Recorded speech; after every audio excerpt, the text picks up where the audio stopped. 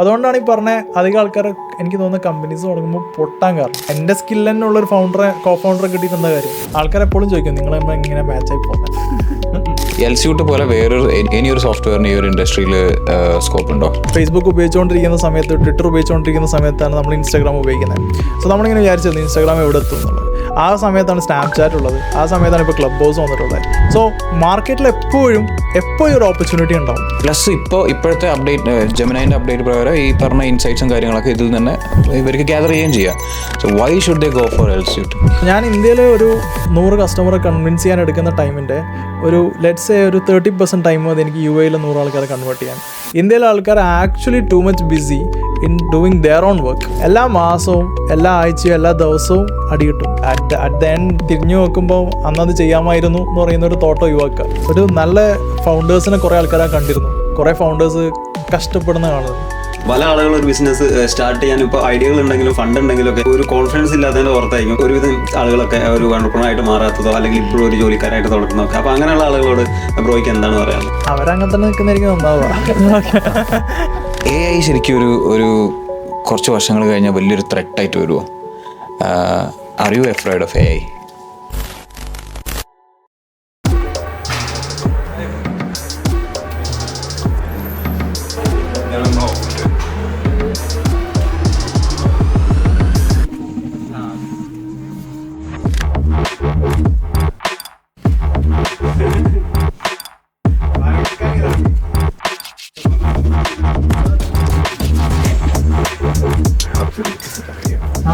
ആയില്ല.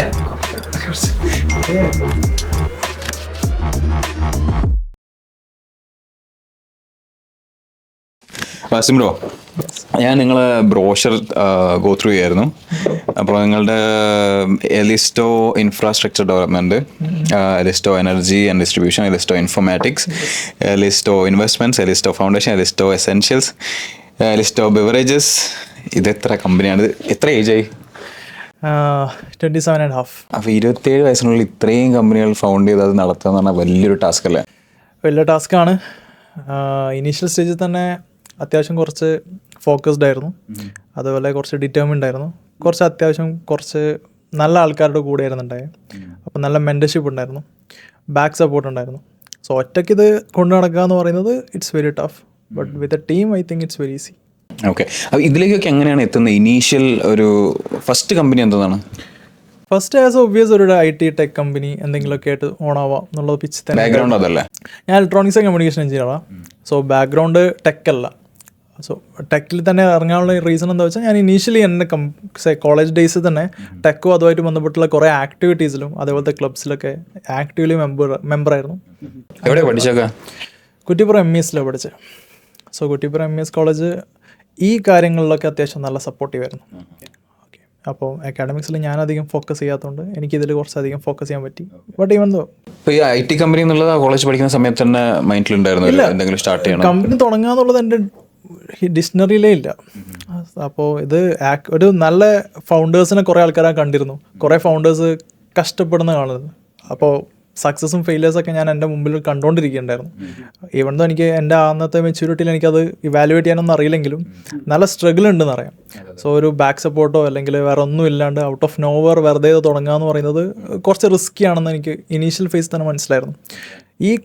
ഈ ഒരു കോൺസെൻട്രേഷനിൽ നമ്മൾ എന്ത് ഫിഗർ ഔട്ട് ചെയ്യണം എന്നൊരു ഐഡിയ ഇല്ലാത്ത പോയിന്റിൽ ഒരു കമ്പനി തുടങ്ങുക എന്ന് പറയുന്നത് വളരെ റിസ്ക്കി ആയിട്ടുള്ള ഒരു പരിപാടിയാണ്. സോ കമ്പനി തുടങ്ങുക എന്നുള്ള ഇൻറ്റൻഷനേ ഉണ്ടായിരുന്നില്ല. But I was ideating ideas. കുറേ ഐഡിയാസ് ഫിഗർ ഔട്ട് ചെയ്തു, ഇങ്ങനെ ഡിസ്കസ് ചെയ്തു, ഫിഗർ ഔട്ട് ചെയ്തുകൊണ്ടിരിക്കുകയായിരുന്നു എന്തൊക്കെ ചെയ്യാം എന്നുള്ളത്. ഒബ്വിയസ്ലി എനിക്ക് തോന്നുന്ന ഏത് പ്രൊഡക്റ്റ് കമ്പനിയും തുടങ്ങുന്നതിന് മുമ്പ് ഒരു സർവീസ് കമ്പനി പോലെ വർക്ക് ചെയ്യുന്നുണ്ടാവും, ആ ഫണ്ട് ഫിഗർ ഔട്ട് ചെയ്യാനും സാധനങ്ങളൊക്കെ ഉണ്ട്. അപ്പോൾ ഒരു മനസ്സിലൊരു ഐഡിയ ഉണ്ടെങ്കിലും എങ്ങനെ വെച്ച് തുടങ്ങാമെന്നുള്ളതും ഈ പറഞ്ഞ ഒരു പ്ലാൻ, വീക്ക്ലി പ്ലാൻ അല്ലെങ്കിൽ ഒരു റോഡ് മാപ്പ് ക്രിയേറ്റ് ചെയ്യുക, ഇങ്ങനത്തെ ഒക്കെ ഒന്ന് സെറ്റ് ആവേണ്ട ഒരു കമ്പനി തുടങ്ങാമെന്നൊരു പ്ലാൻ ഇല്ല. സോ വൺസ് ഒന്ന് സെറ്റായ പോയിന്റ് എത്തിയത് എനിക്ക് തോന്നുന്നത് നിയർലി കോളേജിൻ്റെ ലാസ്റ്റ് ഇയറിൻ്റെ എൻഡിലൊക്കെയാണ്. അപ്പോൾ ആ പോയിന്റിലാണ് ഞാൻ ആക്ച്വലി കമ്പനി പരിപാടികളൊക്കെ ആയിട്ട് സ്റ്റാർട്ടായത്. അതും തന്നെ ഈ പറഞ്ഞ ഒരു ടെക്കിൽ ചെറിയൊരു എന്തെങ്കിലും പ്രൊഡക്റ്റും പിന്നെ കുറച്ച് വെബ്സൈറ്റ്സ് ഒക്കെ ഉണ്ടാക്കി വിൽക്കാം എന്നൊക്കെ പറയുന്നതോടെ ജസ്റ്റ് ഫോർ സർവീസ് ഫണ്ട് ഉണ്ടാക്കാൻ വേണ്ടി മാത്രം. അതിന് മുന്നേ അപ്പോൾ ഏതെങ്കിലും ഒരു ബാക്ക്ഗ്രൗണ്ട് ഉണ്ട്, ഏതെങ്കിലും ഒരു കമ്പനിയിൽ വർക്ക് ചെയ്തിട്ടോ അല്ലെങ്കിൽ ഇന്ന ആളുകളുടെ കൂടെ വർക്ക് ചെയ്തിട്ടൊക്കെ?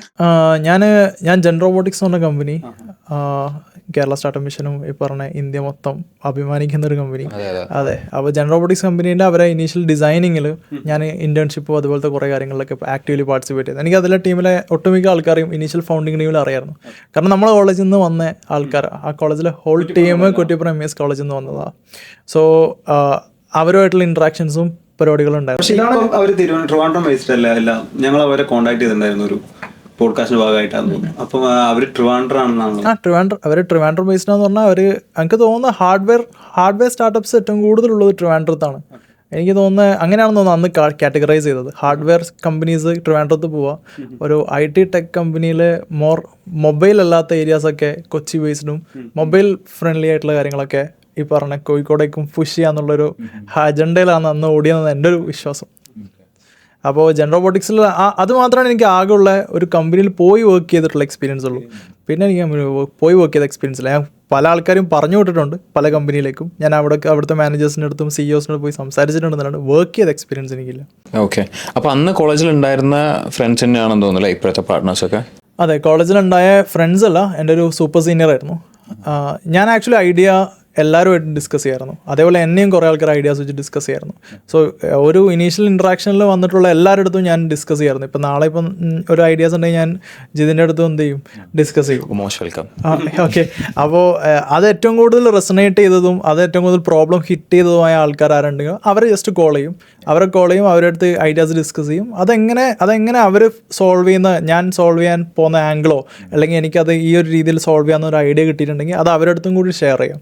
സോ അവരെ ഒരു പെർസ്പെക്റ്റീവും കൂടി കിട്ടുകയാണെങ്കിൽ it would be much more simple to make something like ഈ കണക്ട് ദ ഡോട്ട്സ്, അപ്പോൾ ഫിഗർ ഔട്ട് ചെയ്യാൻ വേണ്ടിയിട്ട്. അങ്ങനെ ഒരു റാൻഡം പോയിന്റിൽ ഞാൻ കണക്ട് ചെയ്ത കുറേ ആൾക്കാരിൽ എന്നെ ഇങ്ങോട്ടും കണക്ട് ചെയ്തിരുന്ന ഒരാളായിരുന്നു ഇപ്പം എൻ്റെ ഫൗണ്ടിങ് പാർട്ട്ണറായിട്ടുള്ള ഷഹദ് എന്ന് പറഞ്ഞു. ആൾക്കാരെപ്പോഴും ചോദിക്കും നിങ്ങൾ നമ്മൾ ഇങ്ങനെ മാച്ചായി പോകുന്നത്. ഞാൻ വേറെയും ഷഹദ് വേറെയും പോലെ. ഞാൻ വിഷനറിയും ആ മോഡലിൽ എങ്ങനെ ഫിഗർ ഔട്ട് ചെയ്യാമെന്നും, Shahad as it is day by day operations എങ്ങനെ ഏറ്റവും ബെസ്റ്റ് ഓഫ് ബെസ്റ്റ് തീർക്കാമെന്ന് ഷഹദ് എപ്പോഴും നോക്കുന്നത്. സോ ഞാൻ ഫർദർ നോക്കുമ്പോൾ ഷഹദിന് ഇന്നത്തെ കാര്യം നോക്കാം, ഷഹദാന്ന് ഫർദർ നോക്കുന്നത് ഞാൻ ഇന്നത്തെ കാര്യം നോക്കണം എന്നുള്ള കേസാണ്. അപ്പോൾ എപ്പോഴും കോംപ്ലിമെൻറ്റ് ചെയ്തിട്ട് അവരെ സ്കില്ല് എവിടെയാണോ കിടക്കുന്നത് അത് ഫിഗർ ഔട്ട് ചെയ്യുകയാണെങ്കിൽ it would be much better എന്ന് പറയുന്നൊരു പോയിൻ്റാണ്. അത് ഈ പറഞ്ഞ പോലെ ഇപ്പോൾ എൻ്റെ സ്കില്ല് തന്നെ ഉള്ളൊരു കോ ഫൗണ്ടറെ കിട്ടിയിട്ട് എന്താ കാര്യം അല്ലേ? എനിക്ക് കോഫൗണ്ടർ വരുമ്പോൾ ആ കോഫൗണ്ടർ അതുകൊണ്ടാണ് ഈ പറഞ്ഞ അധികം ആൾക്കാർ എനിക്ക് തോന്നുന്ന കമ്പനീസ് തുടങ്ങുമ്പോൾ പൊട്ടാൻ കാരണം അധികം ആൾക്കാരും പൊട്ടുന്നതിൻ്റെ ഒരു മേജർ റീസൺ എന്നെ പോലത്തെ ആളെ പോയി ഞാൻ എന്ത് ചെയ്യും, കോഫൗണ്ടർ ആക്കും. കാരണം എനിക്ക് അവരെ ഭയങ്കര ഇഷ്ടമായിരിക്കും. പക്ഷെ കമ്പനി എന്ന് പറയുന്നത് അങ്ങനെയല്ല, ഇതൊരു ക്ലബ്ബൊന്നും അല്ലല്ലോ. സോ എന്ത് ചെയ്യേണ്ടി വരും, ഈ പറഞ്ഞ എഗെയിൻസ്റ്റ് വർക്ക് എടുക്കേണ്ടി വരും. ഇപ്പം എനിക്ക് ഇഷ്ടമില്ലാത്തൊരു വർക്ക് എടുക്കേണ്ടി വരും. ആ ഇഷ്ടമില്ലാത്ത വർക്ക് അപ്പം നീ എടുക്ക്, അല്ലെങ്കിൽ ഞാൻ എടുക്കണോ നീ എടുക്കണോ എന്ന് പറയുന്നത് അപ്പുറം ഇപ്പുറമുള്ളൊരു ഉന്തലും തള്ളത് ഫിഗർ ഔട്ട് ആവില്ല. സോ എല്ലാ പണിയും എടുക്കാൻ കേപ്പബിൾ ആയിട്ടുള്ള ആൾക്കാരൊന്നും ഇല്ല. പക്ഷേ എന്നെ പോലത്തെ ഒരുത്തന്നെ എടുത്തിട്ട് കാര്യമൊന്നുമില്ല. അപ്പോൾ കോഫൗണ്ടർ എടുക്കുക എന്ന് പറയുന്നത് ലൈഫിൽ എൻ്റെ പാർട്ട്ണറെ ഞാൻ ചൂസ് ചെയ്യുന്നതിനേക്കാളും പ്രശ്നമാണ്. എപ്പോഴും ആർഗ്യൂ ചെയ്യുമ്പോൾ കേൾക്കാൻ ഇഷ്ടമുള്ള ആൾക്കാർ, അല്ലെങ്കിൽ നമ്മളെന്തെങ്കിലും പറയുമ്പോൾ വെറുതെ സമ്മതിച്ചു തരുന്ന ആൾക്കാരൊന്നും ഒരിക്കലും എടുക്കരുത്. അതാണ് മേജർ പിച്ച്. വെറുതെ ഒരു ഓക്കെ ഞാനൊരു സന്തോഷമായിക്കണം. നമ്മൾ മദറിനെ പറ്റി പറയില്ല, ഞാൻ എന്തുണ്ടാക്കി കൊടുത്താലും ഇത് അടിപൊളിയാണ് അല്ലെ ഒറ്റ ടോപ്പാന്നൊക്കെ പറയുന്നത്. അങ്ങനത്തെ ആൾക്കാരെ ആക്ച്വലി മോം ടെസ്റ്റ് എന്ന് പറഞ്ഞിട്ടൊരു ബുക്ക് തന്നെ ഉണ്ട്, നിങ്ങൾ വായിക്കുകയാണെങ്കിൽ അടിപൊളിയാണ് മോം ടെസ്റ്റ് എന്ന് പറഞ്ഞിട്ട്. സോ സംബന്ധിച്ചാൽ നമ്മൾ കസ്റ്റമറുടെ അടുത്ത് പോയിട്ട് സംസാരിക്കുമ്പോൾ കസ്റ്റമർ ഇത് പൊളി പ്രൊഡക്റ്റാണെന്നുള്ളതെന്ന് പറയുമ്പോൾ അതിൽ വിശ്വസിക്കരുത്. കാരണം അത് മദറും അങ്ങനെ തന്നെയാണ് പറയാം എന്ന് പറയുന്ന സാധനം പോലെ. സോ നമ്മളൊരു പ്രൊഡക്റ്റ് എടുത്ത് പോവുകയാണെങ്കിൽ ആക്ച്വലി ആ മോം ടെസ്റ്റ് പാസ്സാവണമെന്ന് പറയും, മോം ടെസ്റ്റ് ഫെയിൽ ആവണമെന്ന് പറയുന്ന പറയാം.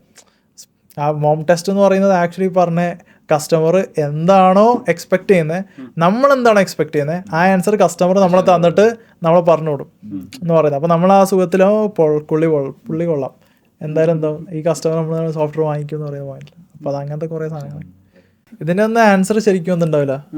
ഞാൻ പറയുന്നത് കമ്പനി സ്കെയിൽ ചെയ്യുന്ന സമയത്ത് കമ്പനിയിൽ നമ്മൾ ഹയർ ചെയ്യുന്ന ബെറ്റർ ആൾക്കാർ, ഈ ബെറ്റർ ആൾക്കാർ നമ്മൾ ഹയർ ചെയ്യുമ്പോൾ അവർ ചോദിക്കുന്ന വെരി ഇൻ്റലിജൻ്റ് ആയിട്ടുള്ള കുറേ ക്വസ്റ്റ്യൻസിന് ആസ് എ ഫൗണ്ടർ എൻ്റെ അടുത്ത് റെഡിമെയ്ഡ് ആൻസർ ഒന്നും ഉണ്ടാവില്ല. ആ ആൻസർ ഞാൻ ഫൈൻഡ് ചെയ്യുന്ന പോയിന്റിലും എനിക്ക് കുറേ അധികം ഇൻസൈറ്റ്സും കുറേ അധികം ട്രഷേഴ്സും കിട്ടും. അങ്ങനെയും കമ്പനി വലുതാക്കാനുള്ള കുറേ പോയിന്റ്സ് നമുക്ക് ഫിഗർ ഔട്ട് ചെയ്യാൻ പറ്റുന്നതാണ്. അപ്പോൾ നിങ്ങൾ ഹയർ ചെയ്യുന്ന സമയത്ത് നിങ്ങളെക്കാളും ഇൻ്റലിജൻ്റ് ആയിട്ടുള്ള ആളെ ഹയർ ചെയ്യുമ്പോൾ അയാൾ എങ്ങനെ ടെസ്റ്റ് ചെയ്യാം? എന്നെക്കാൾ ഇൻ്റലിജൻ്റ് ആയിട്ടുള്ള ആൾക്കാരെ ഹയർ ചെയ്യുക എന്ന് പറയുന്നത്, ഞാൻ അയാളെ അണ്ടറിൽ സക്കർബർഗിൻ്റെ ഒരു പ്രശസ്ത കോട്ടുണ്ട്, ഞാൻ അയാളെ അണ്ടറിൽ വർക്ക് ചെയ്യാൻ നോക്കും. ഓക്കെ, ഞാൻ അയാളുടെ അണ്ടറിൽ വർക്ക് ചെയ്യും, അയാൾ എനിക്ക് റിപ്പോർട്ട് ചെയ്യുന്നതിന് പറയാം, ഞാൻ അയാൾക്ക് റിപ്പോർട്ട് ചെയ്യാനും ഞാൻ റെഡിയാണെങ്കിൽ ഞാൻ അയാളെ ഹയർ ചെയ്യാം എന്നുള്ളത് മാത്രം നോക്കിയാൽ മതി. സോ അയാളെ ഇൻ്റലിജൻസിന് ടെസ്റ്റ് ചെയ്യുന്നതോടെ അയാളെ ഇൻറ്റഗ്രിറ്റിയും കൂടി ടെസ്റ്റ് ചെയ്താൽ മതി. നമ്മൾ അയാൾ അത്രത്തോളം ജെന്യൂൻ ആണെന്നും കൂടി നോക്കുക. അയാൾ ജെന്യൂൻ ആണെങ്കിൽ നമുക്ക് തോന്നുകയാണ് ഇയാൾ best of best to do this job എന്നാണെങ്കിൽ പിന്നെ ഒന്നും നോക്കേണ്ടതില്ല, ഹയർ ചെയ്യാന്നുള്ളതാണ്. ഈ ടാലൻറ്റ് മാത്രം നോക്കിയിട്ട് ഹയർ ചെയ്യാൻ പറ്റുമോ? പിന്നെ അവിടെ നമ്മളൊരു ടീം പ്ലെയർ അല്ലെങ്കിൽ നമ്മളെ ടീമിൻ്റെ ഉള്ളിൽ ഒരു കെമിസ്ട്രിയും ഒരു മാറ്റർ അല്ലേ? അപ്പോൾ ഏതിനായിരിക്കും കൂടുതൽ ഇമ്പോർട്ടൻസ് കൊടുക്കുക? കെമിസ്ട്രിക്കായിരിക്കും അല്ല ടാലൻറ്റിനായിരിക്കും? പ്രൊഡക്റ്റ് കമ്പനി ആണെങ്കിൽ ഞാൻ മോർ ഇമ്പോർട്ടൻസ് കൊടുക്കുക കെമിസ്ട്രിക്ക് ആയിരിക്കും. സർവീസ് കമ്പനി ആണെങ്കിൽ ഞാൻ ഏറ്റവും കൂടുതൽ ഇമ്പോർട്ടൻസ് കൊടുക്കുക ടാലൻറ്റിനായിരിക്കും. കാരണം സർവീസ് കമ്പനി ആണെങ്കിൽ നമ്മൾ ഹാൻഡിൽ ചെയ്യുന്ന ഓരോ ഇൻഡിവിജ്വൽ ഏരിയാസിലും റീപ്ലേസബിൾ ആയിട്ടുള്ള ജോബ് പോസ്റ്റുകളെ ക്രിയേറ്റ് ആവുള്ളൂ. സോ നമുക്ക് അവിടെ നമ്മുടെ കമ്പനീൻ്റെ എക്സ്പാൻഷൻ അനുസരിച്ചിട്ട് നമ്മൾ ആക്ച്വലി ചില ഇൻ്റലിജൻസ് ഫിഗർ ഔട്ട് ചെയ്യുന്ന ആൾക്കാരെ മാത്രം വെക്കേണ്ടി വരും. പക്ഷേ as a product company actually അതൊരു ഗ്രൂപ്പ് ഓഫ് കമ്പനി. ആ group of as a product company actually group of പീപ്പിളാണ്. ഈ ഗ്രൂപ്പ് ഓഫ് പീപ്പിൾ ഹാൻഡിൽ ചെയ്യുന്ന പോയിന്റിൽ നമ്മുടെ ഈ ഗ്രൂപ്പ് ഓഫ് പീപ്പിളിൽ തമ്മിലുള്ള കെമിസ്ട്രി ബെറ്റർ ആവണം. കാരണം ഇതൊരു ജേണിയാണ്. ആ ജേണി ബെറ്റർ ആവാൻ വേണ്ടിയിട്ട്. സോ ഒരു mixed blend of intelligence and chemistry workout ആവുന്നേരെ നമുക്ക് എന്ത് ചെയ്യാൻ പറ്റുള്ളൂ? ആസ് എ പ്രൊഡക്റ്റ് കമ്പനിയിൽ നമുക്ക് എപ്പോഴും ഹയർ ചെയ്യാൻ പറ്റുള്ളൂ. അപ്പോൾ ഏത് പോയിന്റിലാണ് ബ്രോ ഓക്കെ ഓൺട്രപ്രണർഷിപ്പ് ഇതാണ്, this is what I want to, അല്ലെ I should be doing this എന്നൊക്കെ റിയലൈസ് ചെയ്യുന്ന ഏത് പോയിന്റിലാണ്? ടു ബി ഫ്രാങ്ക് അങ്ങനെ ഒരു പ്ലാൻ ഉണ്ടായില്ല.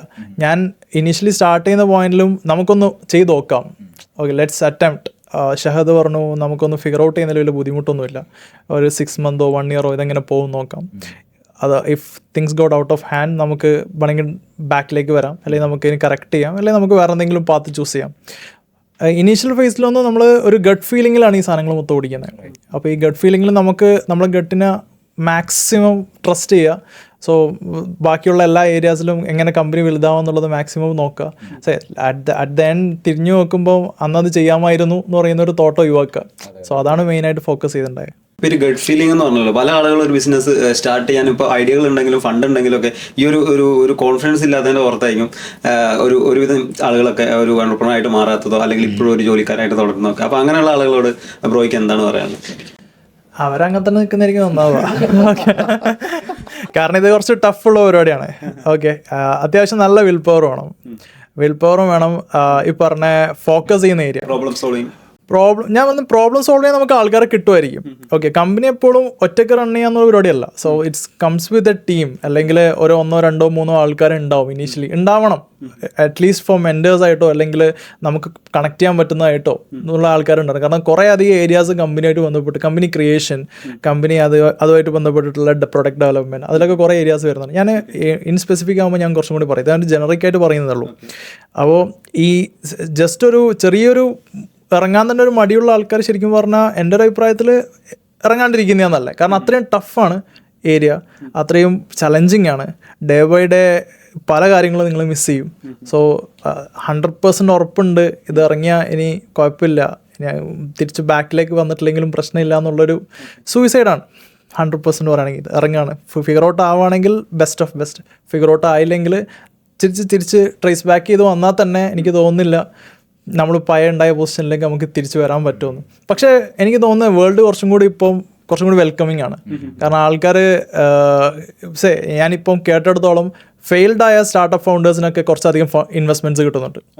കാരണം അവർക്ക് കുറച്ചധികം എക്സ്പീരിയൻസ് ഉണ്ട് എങ്ങനെ ഫെയിൽ ആവും. സോ അവർ ആ ഫെയിലിംഗ് ഒന്നും കൂടി ചെയ്യില്ല എന്ന് ഉറപ്പാണ്. സോ പണ്ടത്തെ പോലെയല്ല, ഇപ്പോൾ ഫെയിൽ ആയാലും ഡിമാൻഡുണ്ട്. അതെ. അപ്പം ശരിക്കും നമുക്ക് സ്പെസിഫിക് ആയിട്ട് തന്നെ ചെല്ലാം.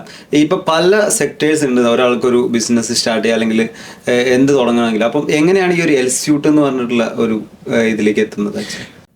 നമ്മൾ ബിസിനസ് ഫിഗർ ഔട്ട് ചെയ്യുന്ന സമയത്ത് ആക്ച്വലി ഒരു കോർ അഡാപ്റ്റബിലിറ്റി എന്ന് പറഞ്ഞാൽ ഏത് ബിസിനസ്സിനും റേഞ്ചിങ് ഫ്രം സ്റ്റാർട്ടപ്പ് എന്ന് പറഞ്ഞാൽ അഗ്രസീവായിട്ട് ഓടുന്നൊരു സ്റ്റാർട്ടപ്പ് ടു എൻ്റർപ്രൈസ് ഓടുകയാണെങ്കിൽ ഈ ഓടുന്ന കമ്പനീസിനെ അവരെ എയ്ഡ് ചെയ്യുന്ന രീതിയിൽ ഒരു ടൂൾ ബിൽഡ് ചെയ്യുക എന്നുള്ളത് മാത്രമേ നമ്മൾ ഇനീഷ്യൽ ഫിഗർ ഔട്ട് ഉണ്ടായത്. അത് എന്ത് ടൂൾ ഫിഗർ ഔട്ട് ചെയ്യണമെന്നുള്ളത് നമ്മൾ മാർക്കറ്റ് സ്റ്റഡി നടത്തും. മാർക്കറ്റ് സ്റ്റഡി നടത്തി നമുക്ക് മനസ്സിലായത് ആക്ച്വലി ഫൈനാൻസ് കോറായിട്ട് ബിസിനസ് ഡിസിഷൻസ് എടുക്കാനും അതുമായിട്ട് ബന്ധപ്പെട്ടുള്ള സെയിൽസ് നാവിഗേഷൻസ് ചെയ്യാനും അതുമായിട്ട് ബന്ധപ്പെട്ടുള്ള പ്രൊക്യൂർമെൻറ്റ് ചെയ്യാനുമായിട്ട് ബന്ധപ്പെട്ട് കുറേ അധികം സാധനങ്ങൾ ആൾക്കാർ വളരെയധികം കഷ്ടപ്പെട്ടിട്ടാണ് ചെയ്യുന്നത്. ഓക്കെ, ടൂൾസ് ഉണ്ട്, ഇൻഡസ്ട്രിയിൽ ടൂൾസ് ഉണ്ട്. പക്ഷേ കുറേ അധികം ടൂൾസൊക്കെ ഈ പറഞ്ഞ കുറേ അവിടെ ഇവിടെ ഒക്കെ വെച്ചിട്ടുള്ള പോലത്തെ ടൂൾസാണ്. ഒന്നും ഒരു കോമ്പൗണ്ട് ചെയ്തിട്ട് ഫിഗർ ഔട്ട് ചെയ്യാൻ പറ്റുന്ന ടൂൾസ് ഉണ്ടായില്ല. അവരെ ജേർണിയിൽ ഒരുമിച്ച് പോകുന്ന ഒരു ട്രസ്റ്റ് കിട്ടുന്ന ടൂൾസ് ഉണ്ടായില്ല. എപ്പോഴും പറഞ്ഞ പോലെ ഒന്നിലേക്ക് പോകും, അത് ഒരു പോയിന്റ് എത്തുന്ന സമയത്ത് വേറെ സ്വിച്ച് ചെയ്യേണ്ടി വരും, അല്ലെങ്കിൽ ഈ ഒരു പ്രോബ്ലം മാത്രം ഇതിൽ അഡ്രസ്സ് ചെയ്യുന്നില്ല എന്നുള്ള ഇന്നത്തെ പ്രശ്നങ്ങളായിരുന്നു. സോ നമ്മൾ കസ്റ്റമറുടെ അടുത്ത് പോകുന്നു, കസ്റ്റമർ പറയുന്നത് എന്താണെന്ന് കേൾക്കുന്നു, സോ അവരുടെ അടുത്ത് നിന്നുള്ള ഫീഡ്ബാക്ക് എടുക്കുന്നു. നമ്മൾ കസ്റ്റമേഴ്സ് മൊത്തം എനിക്ക് എൻ്റെ ഒരു വിശ്വാസം എന്ന് പറയുന്നത് നമ്മളെക്കാളും അഗ്രസീവ് ആകുന്ന കസ്റ്റമേഴ്സാണ്. സോ അവരെ എയ്ഡ് ചെയ്യുന്ന രീതിയിൽ നമ്മൾ എന്ത് ബിൽഡ് ചെയ്താലും ആക്ച്വലി അത് ഈ ഹോൾ കസ്റ്റമർ ബേസിൽ എല്ലാവർക്കും ബെനിഫിറ്റ് കിട്ടും. സോ അങ്ങനെയാണ് നമ്മൾ ഈ പ്രൊഡക്റ്റ് ആക്ച്വലി ഈ ഒരു ഏരിയയിൽ ഫിഗർ ഔട്ട് ചെയ്യാന്നുള്ളൊരു ഐഡിയയിലേക്ക് എത്തിയത്. ഓക്കെ. സോ ഈ എൽസ്യൂട്ട് എൻ്റെ അണ്ടർസ്റ്റാൻഡിങ് കറക്റ്റ് ആണെന്നുണ്ടെങ്കിൽ ഒരു B2B ബിസിനസ് ഇൻ്റലിജൻസ് ടൂളാണ് അല്ലേ? അപ്പോൾ ആ ഒരു കാറ്റഗറിയിൽ നോക്കുകയാണെന്നുണ്ടെങ്കിൽ ഒരുപാട് അധികായന്മാരായിട്ടുള്ള കമ്പനീസ് ഓൾറെഡി ഉണ്ട്. പിന്നെ എനിക്ക് തോന്നുന്നു ചെറിയ ഇപ്പോൾ ചെറുതെന്ന് ഞാൻ ഒരിക്കലും പറയുന്നില്ല, പക്ഷേ സോഹോ പോലെയുള്ള അതെ വലിയ കമ്പനിയാണ്. ഞാൻ മുന്നേ ഒരു PO ചെയ്തിട്ടുള്ളൂ, 42,000 കോടിയല്ലേ. സോ അങ്ങനെയുള്ള ഒരുപാട്, പിന്നെ ചെറിയ ERP സോഫ്റ്റ്വെയർസ് ഒക്കെ ഡെവലപ്പ് ചെയ്തിട്ടുള്ള പല ചെറിയ കമ്പനീസ് ഉണ്ട്. അപ്പം how different is Elysto comparing this? Elsuite sorry. Okay.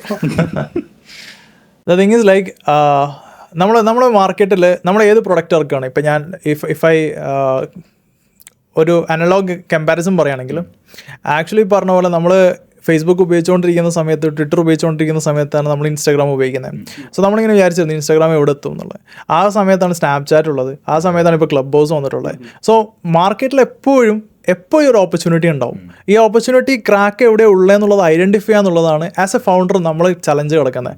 ഈ ക്രാക്ക് ചില സമയത്ത് പിവട്ടാവും, നമ്മൾ അതിനനുസരിച്ച് കറക്റ്റ് പിവട്ടായാൽ നമുക്ക് ആക്ച്വലി മാർക്കറ്റിൽ ഒരു സ്കോപ്പ് ഉണ്ട്. ഈ BIന്റെ മാർക്കറ്റ് എത്ര ഹ്യൂജ് ആണ് ബ്രോ? BIന്റെ മാർക്കറ്റ് എന്ന് പറയുന്നത് എനിക്ക് തോന്നുന്നു ഇപ്പോൾ AI ഇൻ്റഗ്രേഷനും കൂടി ചെയ്യുന്ന സമയത്ത് ഈ പറഞ്ഞ അത് ബില്യൺസും ട്രില്യൺസിലും കിടക്കുന്ന സാധനമാണ്. നമ്മളൊരു പോയിന്റ് എന്ന് പറയുന്നത് ആക്ച്വലി മാർക്കറ്റിന്റെ ഇത്ര ശതമാനം ഷെയർ വാങ്ങിക്കുക എന്നുള്ള ഒരു ഇന്റലിജൻസ് പീസ് കിട്ടിയാൽ മാത്രം മതി. പീസ് എന്ന് പറഞ്ഞാൽ നിങ്ങൾ പറയുന്നത് 0.001 കിട്ടിയാൽ മതി. അതന്നെ നമ്മളെ സംബന്ധിച്ചൊരു ഹ്യൂജ് സക്സസ് ആണ്. ഈ നിങ്ങളീ പറഞ്ഞിട്ടുള്ള റെഫറൻസിലുള്ള സോഫ്റ്റ്വെയർസിൽ ഞാനിപ്പോൾ കാറ്റഗറൈസ് ചെയ്യുകയാണെങ്കിൽ സ്മോൾ ടു മീഡിയം സ്കെയിൽ ഇൻഡസ്ട്രീസിന് വേണ്ട സോഫ്റ്റ്വെയർസ് ഉണ്ട് ഇഷ്ടംപോലെ. ട്രൂ എൻ്റർപ്രൈസിന് വേണ്ടിയിട്ടുള്ള സോഫ്റ്റ്വെയർസും ഉണ്ട്. സോ നമ്മളൊരു അഗ്രസീവ് സ്റ്റാർട്ടപ്സ് എടുക്കുകയാണെങ്കിൽ അവർ ഒരു പോയിന്റ് എത്തുന്ന സമയത്ത് അവർക്ക് അത്യാവശ്യം നല്ല രീതിയിൽ ഫണ്ടിങ്ങും കിട്ടും, നല്ല കോൺട്രാക്ട് വർക്കേഴ്സും കിട്ടും, കുറേ അധികം കോൺട്രാക്ട്സും കിട്ടും. ഇത് ഒരു പോയിന്റ് എത്തുന്ന സമയത്ത് അവർക്ക് ആക്ച്വലി നെക്സ്റ്റ് ഫേസിലേക്ക് പോകാൻ വേണ്ടിയിട്ട് അവർ മൾട്ടിപ്പിൾ ടൂൾസിനെ ഡിപ്പെൻഡ് ചെയ്യും. സോ മൾട്ടിപ്പിൾ ടൂൾസിനെ ഡിപ്പെൻഡ് ചെയ്യുന്ന ഡിപ്പെൻഡൻസിനെ കുറച്ചൊന്ന് കുറക്കാം. സോ അതൊക്കെ ഇൻ്റഗ്രേറ്റ് ചെയ്യാൻ പറ്റുന്ന പോയിന്റ് പോലെ. സോ സോഹോവും അതേപോലത്തെ കമ്പാരബിൾ പ്രൊഡക്ട്സ് ഒക്കെ ഉണ്ടാക്കിയിരിക്കുന്നത് ആക്ച്വലി ഈ പറഞ്ഞ ഒരു സ്മോൾ ടു മിഡ് സ്കെയിൽ ഇൻഡസ്ട്രീസിനെ ആക്റ്റീവ്ലി ഹെൽപ്പ് ചെയ്യാൻ വേണ്ടിയിട്ടാണ്. സോ ഒരു ടാലി പോലത്തെ സോഫ്റ്റ്വെയർസ് ഒക്കെ ഉപയോഗിക്കുന്നവർ അതിൽ നിന്നൊരു മെച്യൂർഡ് ആവുന്ന പോയിന്റ് എത്തുകയാണെങ്കിൽ അതിലേക്ക് പോകും. ഞാൻ പറഞ്ഞു വാട്ട് ഇഫ് അതിന്നും മെച്യൂർഡ് ആവുകയാണെങ്കിൽ ഇവിടത്തേക്ക് പോകും എന്നുള്ളതാണ്. അതുകൊണ്ട് ഒരിക്കലും ഞാൻ സോഹോൻ്റെ ഒരു കോമ്പറ്റീഷനായിട്ട് കാണുന്നില്ല. ഈവൻ ദോ അവർ മാർക്കറ്റിംഗ് ലാസ്റ്റ് ടൈം എൻ്റെ ഒരു കൊളീഗ് അതിനെ മാർക്കറ്റിംഗ് നല്ല അടിപൊളിയായിട്ട് ചെയ്യുന്നുണ്ട് പറഞ്ഞു. അവരുടെ ആക്ച്വലി നമുക്കത് ഭയങ്കര ഹെൽപ്ഫുൾ ആണ്. കാരണം ഈ സോഹോ ഉപയോഗിക്കുന്ന ആൾക്കാർ കുറേ അധികം വന്നാൽ അവിടെ നിന്ന് മൈഗ്രേറ്റ് ആവുന്ന ആൾക്കാർ നമ്മുടെ അടുത്തേക്ക് വരുള്ളൂ. സോ നമുക്കത് ഭയങ്കര ഹെൽപ്ഫുൾ ആണ് ആക്ച്വലി. അപ്പോൾ നമ്മൾ അവരൊരു കോമ്പറ്റീഷനായിട്ട് കാണുന്നില്ല, നമ്മളൊരു എയ്ഡിങ് പാർട്ട്ണർ പോലെയൊക്കെ കാണുന്നത്. അതൊന്ന് മെച്യൂർഡ് ആവുന്നത് നമ്മൾ സോഫ്റ്റ്വെയർ ഉപയോഗിച്ചിട്ട് മെച്യൂർഡ് ആവുന്ന ഒരു കമ്പനിനെ കാണുന്നത് നമുക്ക് തന്നെ സക്സസ് ആണ്, അല്ലെങ്കിൽ നമുക്കത് ഹെൽപ്ഫുൾ ആണ്. ഇവൺ ദോ അവർ നമ്മൾ ലീവ് ചെയ്ത് പോവുകയാണെങ്കിലും. അപ്പം നമ്മളെ സോഫ്റ്റ്വെയർ ഞാൻ എക്സ്പെക്ട് ചെയ്യുന്നത് എൽസ്യൂട്ട് ഉപയോഗിച്ചിട്ട് നിങ്ങൾ മൈഗ്രേറ്റ് ചെയ്യുന്ന പോയിന്റിൽ അല്ലെങ്കിൽ എൽസ്യൂട്ടിലേക്ക് വന്ന പോയിന്റിൽ നിങ്ങൾ എൽസ്യൂട്ടിൽ നിന്ന് പോകുമ്പോൾ നിങ്ങൾ SAPയോ നെറ്റ്സ്യൂട്ടിലോ അല്ലെങ്കിൽ അതേപോലത്തെ ഒരു എൻ്റർപ്രൈസ് സോഫ്റ്റ്വെയറിലേക്കോ പോകണം. സോ നിങ്ങൾ ആ ലെവലിലേക്ക് വലുതാക്കാൻ നമ്മൾ ഹെൽപ്പ് ചെയ്യും. സോ നിങ്ങളെ കമ്പനിയിൽ ഒരു സീനിയർ MBA എടുക്കേണ്ട പണി അല്ലെങ്കിൽ ഒരു 100 MBA ആൾക്കാർ എടുക്കേണ്ട പണി നമ്മളെടുത്ത് തരും. ഇപ്പോൾ BI എന്ന് നമ്മൾ പറയുന്നുണ്ടല്ലോ, ബിസിനസ് ഇൻ്റലിജൻസ്. അപ്പോൾ അതിനെപ്പറ്റി ഈ ഒരു പോഡ്കാസ്റ്റ് കേൾക്കുന്ന എത്ര ബിസിനസ് ഓണേഴ്സ് അവെയർ ആയിരിക്കും എന്ന് എനിക്കറിയില്ല ബിസിനസ് ഇൻ്റലിജൻസ് കൊണ്ട് എന്താണ് ഉദ്ദേശിക്കുന്നത്. കാരണം എന്താ വെച്ചാൽ ഒരു ബിസിനസ് സ്റ്റാർട്ട് ചെയ്യുമ്പോൾ അവരുടെ ഒരു പാഷൻ പ്രൊജക്റ്റ് ആയിരിക്കും അത്. അതിന് നമ്മൾ ഒരുപാട് വർക്ക് ചെയ്ത് അതിനെ ബിൽഡ് ചെയ്ത് കൊണ്ടുവരുന്ന ഒരു വേയിലായിരിക്കും പോകുന്നുണ്ടാവുക. അപ്പോൾ ആ സമയത്ത് പിന്നെ revenue, GP, NP, cash flow ഇങ്ങനെയുള്ള സാധനങ്ങളൊന്നും കംപ്ലീറ്റ് ആയിട്ട് ചെക്ക് ചെയ്യുമെന്ന് എനിക്ക് തോന്നുന്നില്ല. അപ്പോൾ എത്ര ഇമ്പോർട്ടൻ്റ് ആണ് ശരിക്കും ഈ നമ്പേഴ്സൊക്കെ നമ്മൾ ട്രാക്ക് ഡൗൺ ചെയ്യേണ്ടത്? ഞാൻ പറയുന്നൊരു സ്കെയിൽ ചെയ്യാൻ പോകുന്ന ബിസിനസ് ആണെങ്കിൽ ഇതൊക്കെ ട്രാക്ക് ചെയ്യേണ്ട ആവശ്യമുള്ളൂ എന്നുള്ളതാണ്. ഞാൻ കണ്ടിട്ടുള്ള മെജോറിറ്റി ഓഫ് നമ്മൾ ഇന്ത്യയിലെ കമ്പനീസ് നോക്കുകയാണെങ്കിൽ അവരധികവും സ്കെയിൽ ചെയ്യാൻ റെഡി അല്ല. സോ അവരെ ഉള്ള പോയിന്റ് തന്നെ ഞാൻ അതിലേക്ക് തന്നെയായിരുന്നു. അപ്പോൾ സ്കെയിലിംഗ് എന്നുള്ള പാട്ടാണ് എല്ലാവർക്കും ടഫ് അല്ലേ? ഒരു ബിസിനസ് എസ്റ്റാബ്ലിഷ് ചെയ്യുക എന്നുള്ളത് ഇപ്പോഴത്തെ ഒരു സെനാരിയോ വെച്ചിട്ട് ഇപ്പം ബ്രോനെ നേരത്തെ പറഞ്ഞ പോലെ ഒരുപാട് വേൾഡ് ഈസ് വെൽക്കമിങ് എന്ന് പറഞ്ഞല്ലോ. അപ്പോൾ എസ്റ്റാബ്ലിഷ് ചെയ്യാൻ ഈസിയാണ്, അത് സ്കെയിൽ ചെയ്യുക എന്നുള്ളതാണ് ടഫ്. അപ്പോൾ സ്കെയിൽ ചെയ്യുന്നതിലായിരിക്കണം ഈ നമ്പേഴ്സൊക്കെ ട്രാക്ക് ഡൗൺ ചെയ്ത് തുടങ്ങേണ്ടത് അല്ലേ? ശരിക്കും സ്കെയിലിംഗ് സ്റ്റാർട്ട് ചെയ്യുന്നത് ഫൗണ്ടർ മൈൻഡ് സെറ്റിലാണ്. അപ്പം ഞാൻ കണ്ടിടത്തോളം അധികം ആൾക്കാർക്കും ആ മൈൻഡ് സെറ്റ് കുറവാണ്. സ്കെയിൽ ചെയ്യാന്നുള്ളൊരു ആഗ്രഹം ഇല്ല. സോ ഉള്ളത് ഏറ്റവും ബെസ്റ്റ് വേയിൽ പോവാം, അത് ഹാപ്പി ആയിട്ട് പോകാന്നുള്ളതാണ്. അവരത് പോവും until A good competition comes, അത്ര വരെ അവർക്ക് പോകാൻ പറ്റുള്ളൂ. ബട്ട് ആ കോമ്പറ്റീഷൻ എത്ര ഡിലേ ആയിട്ട് വരുന്നുള്ളത് പ്രാർത്ഥിക്കാനേ അവർക്ക് ചെയ്യാൻ പറ്റുള്ളൂ. അപ്പോൾ കാരണം ചാറ്റ് GPT വരുന്ന സമയത്ത് ആക്ച്വലി ആൾക്കാർ എക്സ്പെക്ട് ചെയ്തിരിക്കുന്നത് ഇത് വെച്ച് എന്തുണ്ടാക്കാം എന്നുള്ളതായിരുന്നു. ഇതൊരു വഴിക്ക് പോകുന്നു, നമ്മൾ കുറേ പ്രൊഡക്റ്റ് കണ്ടിട്ടുണ്ട്, അതേപോലത്തെ ഒരു പ്രൊഡക്റ്റാണ്. ഇപ്പോൾ ആൾക്കാർ മെയിൽ അയക്കുന്ന മുതൽ പല പരിപാടികളും ഇനി ചാറ്റ് ജിപിയോട് ചോദിക്കാണ്ട് ചെയ്താൽ എന്തോ ഒരു കുറവുള്ള പോലെയാണ്. സോ അതേപോലെ ഈ ടൂൾസ് ഉപയോഗിച്ച് ശീലമുള്ള ആൾക്കാർ ഇതിനൊരു എൻഹാൻസിങ് ടൂളായിട്ടാണ് ബിസിനസ്സിനെ അവർ എയ്ഡ് ചെയ്യുന്ന ടൂളാണ് കാണുന്നത്. അപ്പോൾ നിങ്ങൾ എങ്ങനെയാണോ ചാറ്റ് ജിപിനെ ഡിപ്പെൻഡ് ചെയ്യുന്നത് അതേപോലെ നിങ്ങൾക്ക് ഡിപ്പെൻഡൻസി ഇതിലും ക്രിയേറ്റ് ചെയ്യാൻ പറ്റും. So that you can become A upper head in competition എപ്പോഴും ചെയ്യാൻ പറ്റും. എന്താണെങ്കിലും നിങ്ങൾ കണ്ടത്, നിങ്ങൾ ഏത് കോമ്പറ്റീഷൻ എടുക്കുകയാണെങ്കിലും കോമ്പറ്റേറ്റീവ് എഡ്ജ് കിട്ടുന്നത് ഡാറ്റയിലാണ്. സോ ഡാറ്റ കിടക്കണമെങ്കിൽ നിങ്ങൾ ഈ പറഞ്ഞ നിങ്ങൾ സിസ്റ്റമായിട്ട് കമ്പയർ ചെയ്യാൻ പറ്റണം നിങ്ങൾക്ക്. സോ ഈ കമ്പയർ ചെയ്യണമെങ്കിൽ നിങ്ങൾ ഇങ്ങനത്തെ ടൂൾസ് ഉപയോഗിച്ചേ പറ്റുള്ളൂ.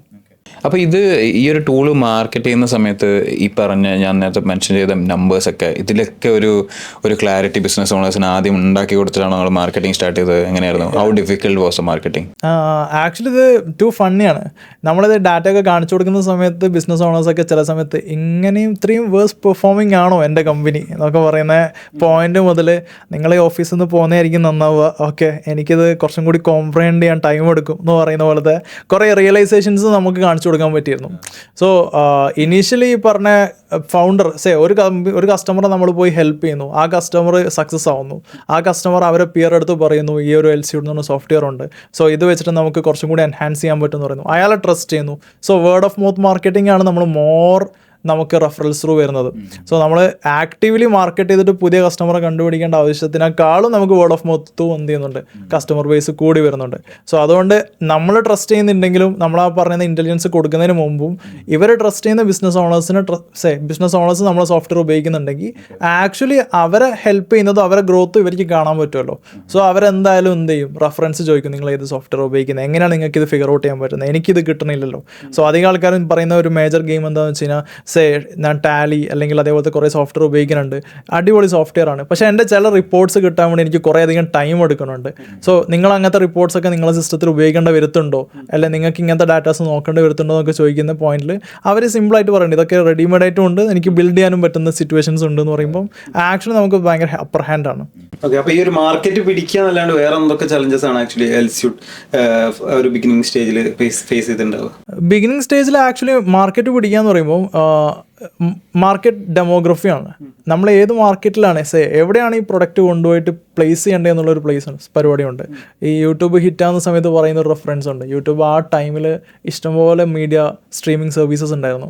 സോ ആ ഇൻ്റർനെറ്റ് ബൂം ആകുന്ന പോയിന്റിൽ ആ ഒരു ഏരിയയിൽ പോയി തുടങ്ങിയോണ്ട് മാത്രമാണ് ആ ടൈമിൽ തുടങ്ങിയോണ്ട് മാത്രമാണ് ഇത്രയും പോപ്പുലാരിറ്റിയും ഇത്രയും ഹിറ്റായതും ഗൂഗിൾ അതിനെ അക്വയർ ചെയ്യുന്ന ഒരു പോയിന്റിലേക്കൊക്കെ എത്തിയത്. ഇതേപോലെ നമ്മൾ പ്രൊഡക്റ്റ് ഉണ്ടാക്കുമ്പോഴും ഏത് പ്രൊഡക്റ്റ് ഉണ്ടാക്കുമ്പോഴും പ്രൊഡക്റ്റ് കമ്പനിക്ക് മാത്രം അപ്ലിക്കബിൾ ആയ ഒരു പോയിന്റാണ്. ഉണ്ടാക്കുമ്പോഴും അത് ഏത് സ്ഥലത്ത് കൊണ്ടുപോയി ഇത് ഡിപ്ലോയ് ചെയ്യാന്നുള്ളൊരു പ്രശ്നമുണ്ട്. അത് കറക്റ്റായിട്ട് പ്ലേസ് ചെയ്തിട്ടില്ലെങ്കിൽ നമുക്ക് ആക്ച്വലി ഔട്ട്കം ഇൻ റെഫറൻസ് എന്ത് ചെയ്യില്ല, നമുക്കൊരു പോസിറ്റീവ് ഇമ്പാക്റ്റ് ഉണ്ടാക്കാൻ പറ്റില്ല. സോ നമ്മൾ ഡിമോട്ടിവേറ്റഡ് ആവും, നമ്മൾ പരിപാടി നിർത്താൻ പോകും. പക്ഷേ ആക്ച്വലി കുറച്ചൊന്ന് ഔട്ട് ഓഫ് ബോക്സ് പിക്ചർ നോക്കുകയാണെങ്കിൽ നമുക്ക് കറക്റ്റായിട്ടുള്ളൊരു പ്ലേസിങ് ഫിഗർ ഔട്ട് ചെയ്യാന്നുള്ളതാണ് ഇനീഷ്യൽ ചലഞ്ച്. സോ നമ്മൾ ആസ് ഒബ്വിയസ് നമുക്കുള്ള ഫസ്റ്റ് കറക്റ്റ് റെഫറൻസ് എന്ന് പറയുന്നത് മിഡിൽ ഈസ്റ്റ് ആയിരുന്നുണ്ടായത്. നേരെ മിഡിൽ ഈസ്റ്റിൽ പോയി അവിടെ പരമാവധി ആൾക്കാർ പോയി കണ്ടു, അവിടെ കുറച്ച് സെറ്റ് ഓഫ് പാർട്ട്നേഴ്സിനെ ക്രിയേറ്റ് ചെയ്തു. ആ പാർട്ട്നേഴ്സ് ത്രൂവും നമ്മൾ സപ്പോർട്ട് കൊടുക്കുന്ന പോലെ ആക്കി. കാരണം ലോക്കൽ സപ്പോർട്ട് എല്ലാവരും എക്സ്പെക്ട് ചെയ്യുന്നുണ്ട്. സോ അവിടെയും ലോക്കൽ റീജിയൻസിലും നമ്മൾ പോയിട്ട് ഡയറക്റ്റ്ലി കസ്റ്റമറുടെ അടുത്ത് പോയി ഹിറ്റ് ചെയ്തു. ആ മോഡലും നമുക്ക് ഈ പറഞ്ഞ മാർക്കറ്റിംഗ് പരിപാടി. ശരിക്കും അതെന്താ നിങ്ങൾ UAE ചൂസ് ചെയ്തത്? നമ്മുടെ ഇത്രയും വലിയൊരു പോപ്പുലേഷൻ ഉള്ള ഒരു കൺട്രി ഇവിടെ ഉണ്ടായിട്ട് എന്തുകൊണ്ട് UAE, ഇന്ത്യയിൽ എന്തുകൊണ്ട് നിങ്ങൾ ചൂസ് ചെയ്തത്? അത് ഇന്ത്യയിലെ ആൾക്കാരുടെ ഒരു ഫൗണ്ടർ മൈൻഡ് സെറ്റ് പോലെയാണ്. സോ ഞാൻ ഇന്ത്യയിൽ ഒരു 100 കസ്റ്റമറെ കൺവിൻസ് ചെയ്യാൻ എടുക്കുന്ന ടൈമിൻ്റെ ഒരു ലെറ്റ്സ് ഒരു 30% ടൈം മതി എനിക്ക് UAE 100 ആൾക്കാരെ കൺവേർട്ട് ചെയ്യാൻ. ഇന്ത്യയിലെ ആൾക്കാർ actually too much BC in doing their own work. Okay, ഇപ്പം ഇന്ത്യയിലെ ഫൗണ്ടർ നമ്മൾ പറയുമല്ലോ, നമ്മളെ കമ്പനീനെ നമ്മളില്ലാണ്ട് ഓടില്ലെങ്കിൽ നമ്മൾ ആക്ച്വലി കമ്പനിയിലൊരു സീനിയർ പണിക്കാരനാണ് എന്ന് പറയുന്ന പോലെ ഉള്ളൊരു കോട്ടാണ് അത് ഇന്ത്യയിൽ ഭയങ്കരമായിട്ട് വർക്കൗട്ട് ചെയ്യുന്ന സാധനമാണ്. ഇന്ത്യയിലുള്ള ആൾക്കാർ ആക്ച്വലി ആക്റ്റീവ്ലി വർക്ക് ചെയ്യുന്നുണ്ട് അവരെ കമ്പനിയിൽ സീനിയർ വർക്കർ പോലെ. പക്ഷേ UAE മിഡിൽ ഈസ്റ്റോ എടുക്കുകയാണെങ്കിൽ അവരത് മാനേജ് ചെയ്യുന്നേ ഉള്ളൂ. സോ അവർക്ക് ഇതിനെപ്പറ്റി ആലോചിക്കാനുള്ളൊരു ടൈമുണ്ട്. നമ്മളിവിടെ പോയിട്ട് ഒരു മീറ്റിംഗ് വെച്ച് കഴിഞ്ഞാൽ ആക്ച്വലി നമുക്ക് മീറ്റിംഗ് കിട്ടുക തന്നെ 2 weeks ഒക്കെ കഴിഞ്ഞിട്ടായിരിക്കും. അന്ന് തന്നെ ആക്ച്വലി മൂപ്പർക്ക് ഒരു 5 കമ്മിറ്റ്മെൻറ്റും കുറേ പണികളും ഉണ്ടാവും. അതൊന്നും ബിസിനസ് എക്സ്പാൻഷനോ അല്ലെങ്കിൽ സ്കെയിലബിലിറ്റിയോ ആയിട്ട് ബന്ധപ്പെട്ട് ഒന്നും ആയിരിക്കില്ല. എന്തെങ്കിലും ഡേ ടു ഡേ ഓപ്പറേഷൻസോ അതുമായിട്ട് ബന്ധപ്പെട്ട് എന്തെങ്കിലുമൊക്കെ ആയിരിക്കും. സോ ഈ change actually India day by day evolve ചെയ്ത് വരുന്നേ ഉള്ളൂ. പക്ഷേ എനിക്ക് ഈ മിഡിൽ ഈസ്റ്റിൽ ഞാനിത് ഫിഗർ ഔട്ട് ചെയ്യുന്ന സമയത്ത് ഈ മിഡിൽ ഈസ്റ്റിലുള്ള കുറേ അധികം ഫൗണ്ടേഴ്സിന് ഇന്ത്യയിലും കമ്പനീസ് ഉണ്ട്. സോ അങ്ങനെ നമുക്ക് ഇവിടെ റെഫറൽസും അതുമായിട്ട് ബന്ധപ്പെട്ടുള്ള കസ്റ്റമർ അക്വസിഷൻസും ഓട്ടോമാറ്റിക്കലി നടക്കുന്നുണ്ട്. അത് ത്രൂ ഉള്ള വേർഡ് ഓഫ് മൗത്ത് മാർക്കറ്റിംഗ് ത്രൂവും ഇന്ത്യയിൽ കസ്റ്റമേഴ്സ് വരുന്നുണ്ട്. ഇപ്പോൾ നമ്മളിപ്പോൾ ബിസിനസ് ഓണേഴ്സ് അവരുടെ ഡാറ്റ കീപ്പ് ചെയ്യുന്ന ഒരു പാറ്റേൺ നോക്കുകയാണെന്നുണ്ടെങ്കിൽ കംപ്ലീറ്റ് ഇപ്പോൾ ഒരു ബിഗിനർ എന്നുള്ള നിലയ്ക്ക് എക്സൽ ആയിരിക്കും. പിന്നെ എക്സൽ എന്നുള്ളത് ഷീറ്റ്സിലേക്ക് മാറി ഓൺലൈനായിട്ട് എല്ലാ ഡാറ്റയും കീപ്പ് ചെയ്യുന്ന രീതി. ഇപ്പോൾ ലേറ്റസ്റ്റ് വന്നിരിക്കുന്ന ഇപ്പോൾ ജെമിനൈൻ്റെ ഒരു അപ്ഡേറ്റ് പ്രകാരം നമുക്ക് ഈ പിന്നെ ഈ ഷീറ്റ്സിൽ നിന്ന് നമുക്ക് എനി ഇൻസൈറ്റ്സ് നമുക്ക് അതിൽ നിന്ന് ഗ്യാദർ ചെയ്യാൻ പറ്റും എന്നുള്ളതാണ്. അപ്പോൾ ഷീറ്റ്സ് എന്നുള്ളത് നമ്മളുടെ ഇവിടെയുള്ള ബിസിനസ് ഓണേഴ്സ് വൺസ് സ്റ്റാർട്ട് ചെയ്ത് കഴിഞ്ഞാൽ അതിൽ അഡിക്റ്റഡ് ആണ്. അതിൽ നിന്ന് പിന്നെ വേറൊരു സ്ഥലത്തേക്ക് മൂവ് ചെയ്യുക എന്നൊക്കെ പറഞ്ഞാൽ വലിയ പ്രശ്നമാണ്. അപ്പോൾ പ്ലസ് ഇപ്പോഴത്തെ അപ്ഡേറ്റ് ജെമിനൈൻ്റെ അപ്ഡേറ്റ് പ്രകാരം ഈ പറഞ്ഞ ഇൻസൈറ്റ്സും കാര്യങ്ങളൊക്കെ ഇതിൽ തന്നെ ഇവർക്ക് ഗ്യാദർ ചെയ്യുകയും ചെയ്യാം. So why should they go for Elsuite? ഞാൻ എൻ്റെ ഒരു പെർട്ടിക്കുലർ റിപ്പോർട്ട് അതിൻ്റെ ബേസിലുള്ള മോർ ഇൻ്റലിജൻസ്, എനിക്ക് എൻ്റെതായ കസ്റ്റമൈസ്ഡ് ആയിട്ടുള്ള കുറേ ക്വസ്റ്റ്യൻസ്, എൻ്റെ ബിഹേവിയർ എനിക്ക് എക്സ്പെക്ട് ചെയ്യുന്ന രീതിയിലത്തെ കുറേ ആൻസേഴ്സ്, ഇതൊക്കെയാണ് ആക്ച്വലി ഈ ലാർജ് ലാംഗ്വേജ് മോഡൽസ് ഞാൻ ഈ ജെമിനി പോലത്തെ ടൂൾസ് ഉപയോഗിക്കുന്ന സമയത്ത് എനിക്ക് കിട്ടുന്ന benefits. As a company whole നോക്കുകയാണെങ്കിൽ ഓരോരുത്തർക്കും അവരവരുടേതായ ടേസ്റ്റ് ഉണ്ടാവും, ഓരോരുത്തർക്കും അവരവരുടേതായ ഇൻ്റലിജൻസ് ഉണ്ടാവും. പക്ഷേ ഡാറ്റ ആസ് എ കോർ എവിടെയെങ്കിലും കിടന്നാലേ അവർക്ക് ഈ ഡാറ്റ പുൾ ചെയ്യാൻ പറ്റുള്ളൂ. What if I am telling like എൽസ്യൂട്ടിൽ നിന്ന് നിങ്ങൾക്ക് വേണ്ട റിപ്പോർട്ടും എക്സലും പുറത്തേക്ക് എടുത്തിട്ട് നിങ്ങൾക്ക് വേണമെങ്കിൽ ജെമിനിയിൽ ഇട്ടിട്ട് നിങ്ങൾക്ക് വേണ്ട ക്വസ്റ്റ്യൻ ഡയറക്റ്റ്ലി ചോദിക്കാം. നിങ്ങൾക്ക് എൽസ്യൂട്ടിൻ്റെ ഉള്ളിലും ചോദിക്കാം. പക്ഷേ എൽസ്യൂട്ടിൻ്റെ ഉള്ളിൽ ഓർഗനൈസേഷൻ അലോ ചെയ്യുന്ന പോളിസി പോലെ വർക്ക് ചെയ്യുള്ളൂ. പക്ഷേ നിങ്ങൾക്ക് ആ എക്സൽ പുറത്തേക്ക് എടുത്തിട്ട് നിങ്ങളെ ഓർഗനൈസേഷൻ അലോ ചെയ്യുകയാണെങ്കിൽ നിങ്ങൾക്ക് ആക്ച്വലി എന്ത് ചെയ്യാം, ജെമിനിനോട് നിങ്ങൾക്ക് നിങ്ങളതായ രീതിയിൽ ചോദിക്കാം. അപ്പോൾ നിങ്ങളതായ രീതിയിൽ അത് ഏത് സ്കെയിലിലേക്ക് വേണമെങ്കിലും ചോദിക്കാം. നിങ്ങൾക്ക് വേണ്ട റിപ്പോർട്ടിൻ്റെ ഡാറ്റ കിട്ടണമെങ്കിൽ നിങ്ങൾ ഈ പറഞ്ഞ ഫൗണ്ടേഷൻ, ഈ പറഞ്ഞ ഷീറ്റിലേക്ക് ഡാറ്റ വരണമല്ലോ, ഈ ഡാറ്റ എവിടെ നിന്ന് വരുന്നുള്ളത് ക്വസ്റ്റ്യൻ. ഈ ഡാറ്റ വരണമെങ്കിൽ ആക്ച്വലി ഡാറ്റ വരുന്ന ഒരു സിസ്റ്റം കമ്പനിയിൽ ഇംപ്ലിമെൻറ്റ് ചെയ്യണം. അതുവരെയാണ് എൽസ്യൂട്ട് എന്താവുന്നത്, കറക്റ്റ്ലി പ്ലേസ്ഡ് ആവുന്നത്. ഞാൻ വേറൊരു കാര്യം ചോദിക്കട്ടെ, എൽസ്യൂട്ട് പോലെ വേറൊരു ഇനിയൊരു സോഫ്റ്റ്വെയറിന് ഈ ഒരു ഇൻഡസ്ട്രിയിൽ സ്കോപ്പ് ഉണ്ടോ?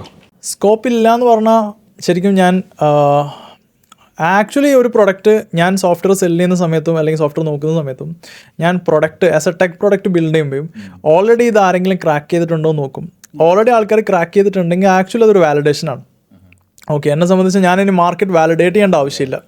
ഓക്കെ, അപ്പം ആൾക്കാർ ആരെങ്കിലും സോഫ്റ്റ്വെയർ എൽസ്യൂട്ട് പോലത്തെ ഉണ്ടോ എന്ന് നോക്കുമ്പോൾ ഒബ്വിയസ്ലി ഞാൻ ഈ പറഞ്ഞ പോലെ ഒരു മിഡ് സ്കെയിൽ കമ്പനീസിൻ്റെ അല്ലെങ്കിൽ സ്മോൾ സ്കെയിൽ കമ്പനീസിൽ നിന്ന് മിഡിൽ നിന്ന് എൻ്റർപ്രൈസിൽ പോകുന്ന ആൾക്കാർ ഒരിക്കലും അവിടെ നിന്ന് ഒരു സോഫ്റ്റ്വെയർ ഉപയോഗിക്കാണ്ട് നിൽക്കുന്നില്ല. അവർ ഹോൺ ബിൽഡ് ചെയ്തിട്ടുണ്ടാവും, അല്ലെങ്കിൽ മാർക്കറ്റിലുള്ള ഏതെങ്കിലും ഒരു സോഫ്റ്റ്വെയർ അവർ ഓപ്റ്റ് ചെയ്തിട്ടുണ്ടാവും. പക്ഷേ ആ സോഫ്റ്റ്വെയർ ഒന്നും അവരെ റിക്വയർമെൻറ്റ് 100% ഫുൾഫിൽ ചെയ്യുന്നില്ല എന്നുള്ള റിയലൈസേഷനും അതിൻ്റെ മാർക്കറ്റ് സ്റ്റഡിയും ആ സോഫ്റ്റ്വെയർസൊക്കെ എന്തുകൊണ്ടാണ് ആൾക്കാർ എടുക്കാൻ നിർബന്ധിതനാവുന്നതെന്നുള്ള ഒരു സിറ്റുവേഷനും കണ്ടുപിടിച്ച് കഴിഞ്ഞാൽ ആക്ച്വലി ഈ പറഞ്ഞ ഈ ക്വസ്റ്റ്യനും വലിയ പ്രസക്തി ഇല്ല എന്ന് പറയുന്നത്. നാളെ എൽസ്യൂട്ട് പോലത്തെ വേറെ കമ്പനിക്ക് ഇത് ചെയ്യാം. ഓക്കെ, പക്ഷേ നമ്മളെ കസ്റ്റമർ ബേസും ആഡഡ് അഡ്വാൻറ്റേജും ഈ പറഞ്ഞ നമുക്ക് കിട്ടിയിട്ടുള്ള ഒരു അപ്പർ ഹെഡ്ജും വെച്ചിട്ട് നമുക്ക് ആക്ച്വലി പറഞ്ഞ ഒരു കോമ്പറ്റീവ് എഡ്ജ് കിട്ടുന്നേ ഉള്ളൂ. ഇപ്പോൾ എൽസ്യൂട്ട് നിങ്ങൾ UAE കൂടുതൽ മാർക്കറ്റ് ചെയ്തെന്ന് പറഞ്ഞല്ലോ, അപ്പോൾ B2B ആണെന്ന് പറഞ്ഞു. അപ്പോൾ പല ടൈപ്പ് ഓഫ് ബിസിനസ്സസ് നിങ്ങളെടുത്ത് വന്നിട്ട് ഈ ഒരു സോഫ്റ്റ്വെയർ പർച്ചേസ് ചെയ്തിട്ടുണ്ടാവുമല്ലോ. അപ്പോൾ ഇത് പക്ഷേ ഈ ഒരു നമ്പേഴ്സും ഈ ഡാറ്റയും കാര്യങ്ങളൊക്കെ business to business completely different ആവില്ലേ? അപ്പോൾ ഓരോ ബിസിനസ്സിനും ഡിഫറെൻറ്റ് മോഡ്യൂൾസ് ഒക്കെ കൊടുക്കേണ്ട രീതിയിൽ ആണോ ചെയ്യുന്നത്, അല്ല ഒരു സ്പെസിഫിക് ഒരു ഡിഫോൾട്ട് ഒരു രൂപം ഇതിനുണ്ടോ, അത് തന്നെയാണോ മാർക്കറ്റ് ചെയ്യുന്നത്? ഇല്ല, നമ്മളൊരു കോർ ഫൗണ്ടേഷൻ സ്ട്രക്ചർ ബിൽഡ് ചെയ്തിട്ടുണ്ട്. ഈ കോർ ഫൗണ്ടേഷൻ സ്ട്രക്ചറിൽ തന്നെ ആൾക്കാർക്ക് വേണ്ട ഒരു 90% ഓഫ് യൂസേജും അവിടെ തന്നെ ഫിഗർ ഔട്ട് ചെയ്യാൻ പറ്റുന്നുണ്ട്. നമുക്കൊരു അഡ്വാൻസ്ഡ് എഡിഷനും ഉണ്ട്. ഈ അഡ്വാൻസ്ഡ് എഡിഷനിൽ അവർക്ക് വേണ്ട ഫീച്ചേഴ്സ് അവർക്ക് തന്നെ ബിൽഡ് ചെയ്യാൻ പറ്റുന്ന പോലത്തെ കുറച്ച് മൊഡ്യൂൾസും ഉണ്ട്. പക്ഷേ ഈ ഇൻ്റഗ്രേഷൻ ചെയ്യാൻ പറ്റില്ല. ഇത് ചെയ്യണമെങ്കിൽ വേണ്ട ഒരു ഇൻ്റലിജൻസ് ഉണ്ട്. ഞാൻ പറയുന്ന സിസ്റ്റത്തിന് കൊടുക്കുന്ന കൊടുക്കുന്നതിന് മുമ്പ് നമുക്ക് വേണ്ട ഒരു ഇൻ്റലിജൻസ് ഉണ്ട്. ഈ ഇൻ്റലിജൻസ് ചില ഫൗണ്ടേഴ്സിനും പാർട്ട്നേഴ്സിനും കസ്റ്റമേഴ്സിനും ഒക്കെ ചിലപ്പോൾ ലാക്ക് ചെയ്യുന്നുണ്ടാവും. സോ നമ്മൾ അവരുടെ കൂടെ ഇരിക്കും, അവരുടെ ബിസിനസ് പ്രോസസ് എങ്ങനെ എളുപ്പമാക്കാൻ പറ്റും നോക്കും. അതിനനുസരിച്ചിട്ട് മേ ബി നമ്മൾ തന്നെ ബിൽഡ് ചെയ്ത് കൊടുക്കും, അല്ലെങ്കിൽ അവർക്ക് തന്നെ ബിൽഡ് ചെയ്യാം. ഈവൻ ദോ എങ്ങനെയാണെങ്കിലും ഇത് ഈ പറഞ്ഞ ഒരു ഡെവലപ്പർ ഹെൽപ്പ് ഇല്ലാണ്ട് എന്ത് ചെയ്യാം, ഈ ഒരു ഹോൾ പ്രോസസ്സ് ചെയ്ത് തീർക്കാം. ഇതാണ് ഇതിൻ്റെ ഒരു എഡ്ജ്. UAE-ലാണ് നമ്മൾ മെയിൻ ആയിട്ട് സ്റ്റാർട്ട് ചെയ്തതെന്ന് പറഞ്ഞു. ഇന്ന് എൽസ്യൂട്ടിന് ഏകദേശം എത്രത്തോളം കസ്റ്റമർ ബേസ് ഉണ്ട്? എൽസ്യൂട്ടിന് near to more than 500 to 600 customer base ഉണ്ട്. 10 കൺട്രീസിൻ്റെ മുകളിൽ സോഫ്റ്റ്വെയർ സെല് ചെയ്യുന്നുണ്ട്. നമ്മൾ ആക്ച്വലി പാർട്ട്നേഴ്സിനെ സെർച്ച് ചെയ്തുകൊണ്ടിരിക്കുകയാണ്. പാർട്ട്നേഴ്സിനെ സെർച്ച് ചെയ്യുന്നതിൻ്റെ റീസൺ ആക്ച്വലി പാർട്ട്നേഴ്സ് കേൾക്കുന്നുണ്ടെങ്കിൽ ആക്ച്വലി ഇത് വെരി സിമ്പിളാണ്. കാരണം എന്ന് വെച്ച് കഴിഞ്ഞാൽ ഏത് കൺട്രിയിലാണെങ്കിലും എവിടെയാണെങ്കിലും സോഫ്റ്റ്വെയർ സെല് ചെയ്യുക എന്ന് പറയുന്നത് നമ്മളെ സംബന്ധിച്ച് ഡയറക്റ്റ് അപ്രോച്ചാണ്. പക്ഷേ ആ കൺട്രീൻ്റെതായ കോംപ്ലയൻസസ് ഉണ്ടാവും, ലീഗൽ ഗെയിമുകൾ ഉണ്ടാവും, അതുമായിട്ട് ബന്ധപ്പെട്ടുള്ള കുറേ കോംപ്ലിക്കേഷൻസ് ഉണ്ടാവും. ഹെൽപ്പിംഗ് സപ്പോർട്ട് ചെയ്യാൻ വേണ്ടിയിട്ട് ആൾക്കാർ ഒരു ഫസ്റ്റ് ഇൻ ഹാൻഡ് ഓഫീസിൽ വന്നിട്ട് ഹെൽപ്പ് ചെയ്യുമെന്ന് പറയുന്ന ഒരു എക്സ്പെക്റ്റേഷൻസ് ഉണ്ടാവും കസ്റ്റമർക്ക്. അത് നമുക്ക് ഡെലിവർ ചെയ്യാൻ പറ്റും 100% ഉണ്ടെങ്കിൽ ആക്ച്വലി നമ്മൾ ആ റീജിയണലിൽ പാർട്ട്നേഴ്സിനെ ആക്റ്റീവ്ലി സീക്ക് ചെയ്യുന്നുണ്ട്. ആ പാർട്ട്നേഴ്സ് വരികയാണെങ്കിൽ നമ്മൾ ആക്ച്വലി അവരെ പാർട്ട്ണർ ആക്കുകയും ചെയ്യുന്നുണ്ട്. ഓക്കെ, ഇപ്പൊ ഈ ഒരു 10ഓളം രാജ്യത്തിൽ ഓൾറെഡി വന്നു എന്ന് പറഞ്ഞു. ഇപ്പൊ ഇതിൽ ഏറ്റവും സിമ്പിൾ ആയിട്ട് നിങ്ങൾക്ക് ഇതൊന്ന് എസ്റ്റാബ്ലിഷ് ചെയ്യാൻ പറ്റിയ കൺട്രി ഏതാണ് ആക്ച്വലി? അതായത് ഇപ്പൊ 10 രാജ്യത്തിൽ വന്നല്ലോ, അപ്പൊ ഏതിലാണ് നമ്മൾ ഏറ്റവും ഈസി ആയിട്ട് ഏത് കൺട്രിയാണ് എസ്റ്റാബ്ലിഷ് ചെയ്യാൻ പറ്റിയത്? ഒബ്വിയസ്ലി UAE ആണ്. UAE ഫാസ്റ്റ് പേസിലുമാണ്. ഹോൾ വേൾഡ് UAE-ലേക്കാണ് എന്താവുന്നത് ഫോക്കസ് ചെയ്തിട്ടുള്ളത്. ഈ ഹോൾ വേൾഡ് UAE ഫോക്കസ് ചെയ്യുമ്പോഴുള്ള ഏറ്റവും വലിയ മെച്ചം എന്താ വെച്ച് കഴിഞ്ഞാൽ നമ്മൾ അവിടെ പോയിട്ട് ജസ്റ്റ് നമ്മൾ മാർക്കറ്റിൽ പ്രസൻസ് ഉണ്ടെന്ന് കാണിച്ചാൽ മതി, ആൾക്കാർ എന്തായാലും ഓപ്റ്റിൻ ചെയ്യും. കാരണം ആൾക്കാർക്ക് ഡിഫറെൻറ്റ് സാധനങ്ങൾ ഫിഗർ ഔട്ട് ചെയ്യാൻ UAE എന്ന് പറയുന്ന ഒരു മാർക്കറ്റ് റെഡിയാണ്. ഓക്കെ, അവർ ഒന്നിൽ തന്നെ സ്റ്റിക്ക് ഓൺ ചെയ്തിട്ട് നമ്മൾ എന്തായാലും ഒരു ഫണ്ട് പൊട്ടിച്ചു, ഇനി നമ്മൾ ഇവിടെ തന്നെ നിൽക്കാമെന്നൊന്നുമില്ല. നമ്മളതിലേക്ക് മൈഗ്രേറ്റ് ചെയ്യുന്ന അധികം ആൾക്കാരും ലാസ്റ്റ് മന്താണ് വേറൊരു സോഫ്റ്റ്വെയർ പർച്ചേസ് ചെയ്തിട്ടുണ്ടാവുക. ഈവൻ ദോ ആ 1 മന്തിൽ അവർക്ക് പെർഫോമൻസ് കിട്ടിയില്ല എന്ന് വെച്ചാൽ അവർ അഡ്ജസ്റ്റ് ചെയ്യാൻ റെഡിയല്ല. അവർ മാറാൻ കുറേ കാരണങ്ങൾ കണ്ടുപിടിച്ചുകൊണ്ടിരിക്കുകയാണ്. സോ അവർ ആ ഒരു സോഫ്റ്റ്വെയറിൽ നിന്ന് നമ്മളിലേക്ക് വരുന്ന മൈഗ്രേഷൻസ് എന്ന് പറയുന്നത് ആക്ച്വലി നമ്മളത് ഭയങ്കര വെൽക്കമിങ് ആണ് UAE-യുടെ കേസിൽ. ഓക്കെ, അപ്പോൾ ഞാൻ പറയട്ടെ, നിങ്ങൾ ഫൗണ്ടേഴ്സിന്റെ ഹെഡേക്ക് അത്രയും കുറച്ചുകൊണ്ടിരിക്കുന്ന ഒരു സിസ്റ്റമാണ് നിങ്ങൾ ഇംപ്ലിമെന്റ് ചെയ്തത്. അപ്പം അവർക്ക് കൂടുതൽ ആക്ടിവിറ്റീസിലേക്കൊക്കെ തിരിയാൻ പറ്റുന്ന ഒരു ചാൻസസും ഉണ്ട്. പക്ഷേ എന്നിട്ടും ഇന്ത്യ പോലുള്ള ഒരു രാജ്യത്ത് ഇത് എന്തുകൊണ്ടാണ് ഇത്ര ഒരു ഡിലേ വരുന്നത്? ഇന്ത്യ പോലത്തെ രാജ്യത്ത് ആക്ച്വലി മാനേജ് ചെയ്യുന്ന ആൾക്കാരെ ഹയർ ചെയ്യുന്നത് വളരെ കുറവാണ്. ഇന്ത്യയിൽ ഫീൽഡ് ലെവൽ ഇന്ത്യയിൽ ഫീൽഡ് ലെവലിൽ ഇറക്കുന്ന ഡിപ്ലോയ് ചെയ്യുന്ന ആൾക്കാരാണ് ആക്ച്വലി കൂടുതൽ. ഞാനിപ്പോൾ ഒരു കമ്പനി ഫോം ചെയ്യുകയാണെങ്കിൽ കമ്പനീനെ ഡ്രൈവ് ചെയ്യുന്ന ആൾക്കാരെ ഹയർ ചെയ്യുന്നത് ഫൗണ്ടേഴ്സ് വളരെ കുറവ്, അല്ലെങ്കിൽ വളരെ ലേറ്റായിട്ടാണ് ഹയർ ചെയ്യുന്നത്. സോ ഇങ്ങനത്തെ സിറ്റുവേഷൻസിൽ ആർക്ക് ഈ സോഫ്റ്റ്വെയർ കൊടുക്കണം എന്ന് പറയുന്നൊരു പോയിന്റ് ഉണ്ട്. വസീം ബ്രോ, ഈ അടുത്ത് മൈക്രോസോഫ്റ്റ് റീകോൾ എന്ന് പറഞ്ഞിട്ടുള്ള ഒരു ഫീച്ചർ ഇറക്കി, അത് അറിയില്ലേ? അപ്പം റീകോളിന് പലതരത്തിലുള്ള ഒരു ബാഡ് ഒപ്പീനിയൻസ് ഒക്കെ വന്നിട്ടുണ്ടായിരുന്നു പല ഭാഗത്തുനിന്നും. ഇപ്പം നമ്മുടെ എലോൺ മസ്ക് ആണെങ്കിലും എന്തോ ബ്ലാക്ക് മിററിന്റെ എപ്പിസോഡിനെ വെച്ചിട്ടാണ് കമ്പയർ ചെയ്തിട്ടുള്ളത്. സോ അതൊക്കെ സേഫ്റ്റിനെ ബേസ് ചെയ്തിട്ടുള്ളതാണ്. എൽസ്യൂട്ടിന്റെ ഒരു കസ്റ്റമറിന് എത്രത്തോളം സേഫ്റ്റിയാണ് ശരിക്കും നിങ്ങൾ പ്രൊവൈഡ് ചെയ്യുന്നത്? സോ ഇൻഡസ്ട്രിയിൽ ഏറ്റവും കോംപ്ലൈൻ്റ് ആയിട്ട് എൻക്രിപ്ഷൻ ചെയ്തിട്ടും അതുമായിട്ട് ബന്ധപ്പെട്ടിട്ട് എങ്ങനെയൊക്കെ ആൾക്കാരുടെ ഡാറ്റ അവർക്ക് മാത്രം കിട്ടുന്ന പോലെ ചെയ്യാമെന്നുള്ള ഒരു പ്രോസസ്സിലൂടെ നമ്മൾ പോകുന്നത്. നമ്മളെ കസ്റ്റമർ ബേസിൽ അബുദാബി ഗവൺമെൻറ്റിൻ്റെ ഒരു സബ് ഡിവിഷൻ നമ്മൾ സോഫ്റ്റ്വെയർ ഉപയോഗിക്കുന്നുണ്ട്. സോ ഇങ്ങനത്തെ ഒക്കെ പ്ലേസിൽ നമ്മൾ സെൽഫ് ഹോസ്റ്റ് ചെയ്യുന്ന കുറേ ഓപ്പർച്യൂണിറ്റീസ് ഒക്കെ ഉണ്ട്. എന്ന് പറഞ്ഞാൽ അവർക്ക് അവരുടേതായ ക്ലൗഡിലും കാര്യങ്ങൾക്കും ഇത് ഹോസ്റ്റ് ചെയ്യാന്ന് പറയുന്ന ഓപ്പർച്യൂണിറ്റി ഉണ്ട്. സോ എത്രത്തോളം എൻക്രിപ്ഷൻ വേണോ അത്രത്തോളം എൻക്രിപ്റ്റഡ് ആയിട്ട് ഫിഗർ ഔട്ട് ചെയ്യാനാണ് ഞാൻ റെഡി ആവുന്നത്. നിങ്ങളൊരു ജിമെയിലിനൊക്കെ എങ്ങനെ ട്രസ്റ്റ് ചെയ്യുന്നോ ആ ലെവൽ ട്രസ്റ്റ് ഇതിലേക്ക് ഇടാം എന്നാണ് ഞാൻ എക്സ്പെക്ട് ചെയ്യുന്നത്. സോ ഈവൻ ദോ ഞാൻ പറഞ്ഞല്ലോ നത്തിങ് ഈസ് എവർ ലോക്ക്ഡ് എന്ന് പറയുന്ന പോലെ ഞാൻ ഡേ ബൈ ഡേ സെക്യൂരിറ്റി ആംഗിളിൽ കുറേ അധികം അഡ്വാൻസ്മെന്റ് വരുന്നുണ്ട്. നമ്മൾ ആക്റ്റീവ്ലി അതിൻ്റെ മുകളിൽ ഇൻവെസ്റ്റും ചെയ്യുന്നുണ്ട്. അപ്പോൾ നിങ്ങളുടെ മെയിൻ കമ്പനിയിലേക്ക് വരുമ്പോൾ എലിസ്റ്റോ ഇത് എസ്റ്റാബ്ലിഷ് ചെയ്യുന്ന സമയത്ത് നിങ്ങൾ ഫസ്റ്റ് സ്റ്റാർട്ട് ചെയ്തത് ഈ എൽസ്യൂട്ട് ആണെന്ന് പറഞ്ഞു. പിന്നെ അതിനുശേഷം അതിനെ സപ്പോർട്ട് ചെയ്യാൻ വേണ്ടിയിട്ട് അതിൻ്റെ ഡെവലപ്മെൻറ്റിലേക്കൊക്കെ സപ്പോർട്ട് ചെയ്യാൻ വേണ്ടിയിട്ടാണ് പിന്നെ ബാക്കിയുള്ള പല കമ്പനീസും നിങ്ങൾ തുടങ്ങുന്നത്. ഈ സോളാറിൻ്റെയും പിന്നെ എന്തൊക്കെയാണ് ഇൻഫ്രാസ്ട്രക്ചർ ഡെവലപ്മെൻറ്റ്, ഇൻഫോർമാറ്റിക്സ് എന്നൊക്കെ പറഞ്ഞിട്ട് വേറെ പല കമ്പനീസിലേക്കും പോകുന്നത്. അപ്പോൾ ഈ സമയത്തൊക്കെ നമ്മൾ ഐ ഡോണ്ട് നോ, നിങ്ങൾ ഫണ്ട് വാങ്ങിച്ചിട്ടുണ്ടാവുമല്ലോ അല്ലേ? ഇൻവെസ്റ്റേഴ്സ് ഉണ്ടാവുമല്ലോ അല്ലേ? ഇൻവെസ്റ്റേഴ്സ് തീരെ ഇല്ല. നിങ്ങളെ ഓൺ ഫണ്ടായിരുന്നോ? അപ്പോൾ അതെങ്ങനെയായിരുന്നു അതെങ്ങനെയാണ് ഇനീഷ്യലി നിങ്ങൾ റേസ് ചെയ്തത്? സോ ഇനീഷ്യലി റേസ് ചെയ്തില്ല. ഓക്കെ, തിങ് ഈസ് ലൈക്ക് നമ്മളൊരു പ്രൊഡക്റ്റ് ക്രിയേറ്റ് ചെയ്യുന്ന സമയത്ത് നമ്മൾ കസ്റ്റമറുടെ അടുത്ത് ഫണ്ട് വാങ്ങിക്കുന്നു, നമ്മൾ അത് വെച്ചിട്ട് ബിസിനസ് എക്സ്പാൻഡ് ചെയ്യാൻ ശ്രമിക്കുന്നു എന്ന് പറയുന്ന പോയിന്റാണ്. നമ്മൾ ഇന്നേ വരെ ചെയ്യുന്നതിൽ നമ്മളെ വെൽവിഷേഴ്സിൻ്റെ അടുത്ത് നിന്ന് ചില സമയത്ത് ചില പ്രൊജക്റ്റിന് വേണ്ടിയിട്ട് നമ്മൾ ചിലപ്പോൾ ഫണ്ടുകൾ വാങ്ങിച്ചേക്കാം. ഓക്കെ, അത് ചിലപ്പോൾ ചില ഷോർട്ട് ടേം ഫണ്ടുകൾ വാങ്ങിച്ചേക്കാം, ചിലപ്പോൾ ചില ലോങ് ടേം ഫണ്ടുകൾ വാങ്ങിച്ചേക്കാം. പക്ഷേ കമ്പനീൻ്റെ ഉള്ളിലേക്ക് ഇക്വിറ്റി മോഡലിൽ ഷെയർ വരുന്ന രീതിയിൽ നമ്മൾ ആരും ഇതുവരെ എന്ത് ചെയ്തിട്ടില്ല, ഇൻവൈറ്റ് ചെയ്തിട്ടില്ല. സോ ഇതാണ് ഞാൻ ഞാൻ ഫണ്ട് ആക്ച്വലി ഇക്വിറ്റി മോഡൽ വാങ്ങിച്ചിട്ടില്ല എന്ന് പറയുന്നത്. നമ്മളെ നെറ്റ്വർക്ക് അത്യാവശ്യം റിച്ച് ആണെങ്കിൽ, അല്ലെങ്കിൽ നമ്മളെ നെറ്റ്വർക്ക് അത്യാവശ്യം നമ്മളെ സപ്പോർട്ടീവ് ആണെങ്കിൽ ആക്ച്വലി ചില ഡൗൺസിൽ നമ്മളെ ഹെൽപ്പ് ചെയ്യാൻ ആൾക്കാർ റെഡിയാണ്. ഇത് നമ്മളൊന്ന് വാലിഡേറ്റ് ചെയ്താൽ മതി. നമ്മളെ ആക്റ്റീവായിട്ട് നമ്മളെ കൂടെ ഉള്ള ആൾക്കാരുടെ അടുത്തും നമ്മളെ പിയേഴ്സിൻ്റെ അടുത്തും മെൻറ്റേഴ്സിൻ്റെ അടുത്തും നമ്മളെ കമ്പനീൻ്റെ ഗ്രോത്ത് നമ്മളെപ്പോഴും ആക്റ്റീവ്ലി ഷെയർ ചെയ്തുകൊണ്ടിരിക്കുക. അധികം ആൾക്കാരും ഹാർഡ് ടൈംസിലേ ഷെയർ ചെയ്യുള്ളൂ, കാരണം അന്നേരം അവർക്ക് സമയം ഉണ്ടാവുള്ളൂ പറയാൻ വേണ്ടിയിട്ട്. പക്ഷേ എൻ്റെ ഒരു പേഴ്സണൽ ഒപ്പീനിയൻ എന്ന് പറയുന്നത് എപ്പോഴും ഷെയർ ചെയ്തുകൊണ്ടിരിക്കുക. വീക്ക്ലി ഷെയർ ചെയ്യാൻ പറ്റുവാണെങ്കിൽ വീക്ക്ലി ഷെയർ ചെയ്യാം, മന്ത്ലി ഷെയർ ചെയ്യാൻ പറ്റുവാണെങ്കിൽ മന്ത്ലി ഷെയർ ചെയ്യാം. സോ നമ്മൾ അപ്സ് ആൻഡ് ഡൗൺസ് അവർക്കും മനസ്സിലാവും. സോ ഒരു ഡൗൺ വരുന്ന സമയത്ത് നമ്മളെ കൂടെ കുറേ ആൾക്കാർ എന്തായാലും ഉണ്ടാവും. അങ്ങനെ കുറേ ഡൗൺ വരുന്ന സമയത്ത് നമ്മുടെ കൂടെ ആൾക്കാർ ഉണ്ടായിട്ടുണ്ടായിരുന്നു. സോ എനിക്ക് തോന്നുന്ന പ്രൊജക്ട്സിൻ്റെ സമയത്തും, അല്ലെങ്കിൽ നമ്മൾ ഏത് തരം ഡിപ്പാർട്ട്മെൻറ്റ് പുതിയ സ്റ്റാർട്ട് ചെയ്യുകയാണെങ്കിലും അതിന് വേണ്ട എക്യുപ്മെൻറ്റ്സ് വാങ്ങിക്കാനാണെങ്കിലും അതിന് വേണ്ട സപ്പോർട്ട് വരാനാണെങ്കിലും കസ്റ്റമറിലേക്ക് നമുക്ക് ഫസ്റ്റ് വേണ്ട മാനുഫാക്ചർ ചെയ്യാൻ വേണ്ടിയിട്ടുള്ള സിറ്റുവേഷൻസ് ക്രിയേറ്റ് ചെയ്യുകയാണെങ്കിലും വെയർ ഹൗസസ് ഫസ്റ്റ് പർച്ചേസ് ചെയ്യുന്ന പോയിന്റിലും നമുക്ക് നിൽക്കാനുള്ള സ്ഥലങ്ങൾ ഫിഗർ ഔട്ട് ചെയ്യുന്ന പോയിന്റിലും എല്ലാത്തിനും നമുക്കൊരു പിയർ നെറ്റ്വർക്കിൽ നമുക്ക് നല്ല സപ്പോർട്ട് കിട്ടിയിരുന്നു. സോ നമ്മളൊരു ലോൺ എടുക്കുന്ന പോലെയാണ്. നമ്മൾ ലോൺ എടുക്കുന്നത് ബാങ്കുമായിട്ടൊരു എഗ്രിമെൻറ്റ് ക്രിയേറ്റ് ചെയ്യുന്നത് ആ പേർപ്പസ് ഫുൾഫിൽ ചെയ്യാൻ വേണ്ടി മാത്രമാണ്. സോ ആ പേർപ്പസ് ഫുൾഫിൽ ചെയ്തതിന് ആക്ച്വലി ബാങ്കിൻ്റെ ആ ഒരു കണക്ഷൻ നമുക്ക് ലൂസ് ചെയ്യാൻ പറ്റുന്നേ ഉള്ളൂ. ഇവിടെ പക്ഷേ നമുക്കൊരു കീപ്പ് ഓൺ നമുക്കൊരു ഹെൽപ്പിംഗ് ഹാൻഡ് കിട്ടും. നമുക്ക് ഈ പറഞ്ഞ ഷോർട്ട് ടേം ആയിട്ട് നമുക്ക് അറിയുന്ന ആൾക്കാരുടെ നിന്ന് ഫണ്ടുകൾ വാങ്ങിക്കുക എന്നുള്ള പോയിന്റിൽ. പക്ഷേ എലിസ്റ്റോൻ്റെ കേസിൽ നമുക്ക് അധികം ഫണ്ട് വാങ്ങിക്കേണ്ട സിറ്റുവേഷൻസ് ഒന്നും വന്നിട്ടൊന്നുമില്ല. നമുക്ക് as compare to what we are നമ്മൾ അച്ചീവ് ചെയ്ത് നോക്കുകയാണെങ്കിൽ നമ്മൾ ടോട്ടൽ കമ്പനീൻ്റെ റവന്യൂ എടുക്കുകയാണെങ്കിൽ റവന്യൂവിൻ്റെ എത്രയോ ചെറിയ ശതമാനം നമുക്ക് ഇൻവെസ്റ്റ്മെൻറ്റ്സ് വാങ്ങിക്കേണ്ട സിറ്റുവേഷൻസ് വന്നിട്ടുള്ളൂ. അത് ഇൻവെസ്റ്റ്മെൻറ്റ് എന്നുള്ള ടേം തന്നെ ഉപയോഗിക്കില്ല. ഞാനൊരു ക്യാഷ് ഫ്ലോ മെയിൻറ്റെയിൻ ചെയ്യാൻ വേണ്ടിയിട്ട് ജസ്റ്റ് ഒരു സപ്പോർട്ട് എന്ന് പറഞ്ഞ പേരിലേ എനിക്കത് ഫിഗർ ഔട്ട് ചെയ്യാൻ പറ്റുള്ളൂ. പക്ഷേ ഇപ്പോഴത്തെ ഈ ഒരു ടൈമിൽ ഈ ഫണ്ടിങ് വാങ്ങുക എന്നുള്ളത് ഒരു മെയിൻ കാര്യമായിട്ട് മാറിയിട്ടില്ല. അതായത് സ്റ്റാർട്ടപ്പ് തുടങ്ങുന്നത് തന്നെ ഫണ്ടിങ് കിട്ടാൻ വേണ്ടിയിട്ട് എന്നുള്ള രീതിയിൽ. ഇപ്പോൾ നമ്മൾ സെറോദൻ്റെ സ്റ്റോറിയൊക്കെ ഭയങ്കര ഗ്ലോറിഫൈ ചെയ്ത് പല സ്ഥലത്തും കേട്ടിട്ടുണ്ട്. ഇതുവരെ ഫണ്ടിങ് വാങ്ങാത്ത കംപ്ലീറ്റ്ലി ബൂട്ട് സ്ട്രാപ്പ് ചെയ്തിട്ടുള്ള സോഹോ അതേപോലെ തന്നെയാണ്. അപ്പോൾ അങ്ങനെ ചുരുക്കം ചില കമ്പനീസ് മാത്രമേ ഉള്ളൂ. പക്ഷേ ബാക്കിയുള്ള മാക്സിമം യൂണിക്കോൺസ് ഒക്കെ എടുത്ത് നോക്കിയാൽ എല്ലാവരും ഫണ്ടിങ് വാങ്ങിയിട്ടുണ്ട്. ഇപ്പോൾ അതൊരു ഞാനത് പറഞ്ഞ പോലെ ഒരു ട്രെൻഡായി മാറിയിട്ടുണ്ട്.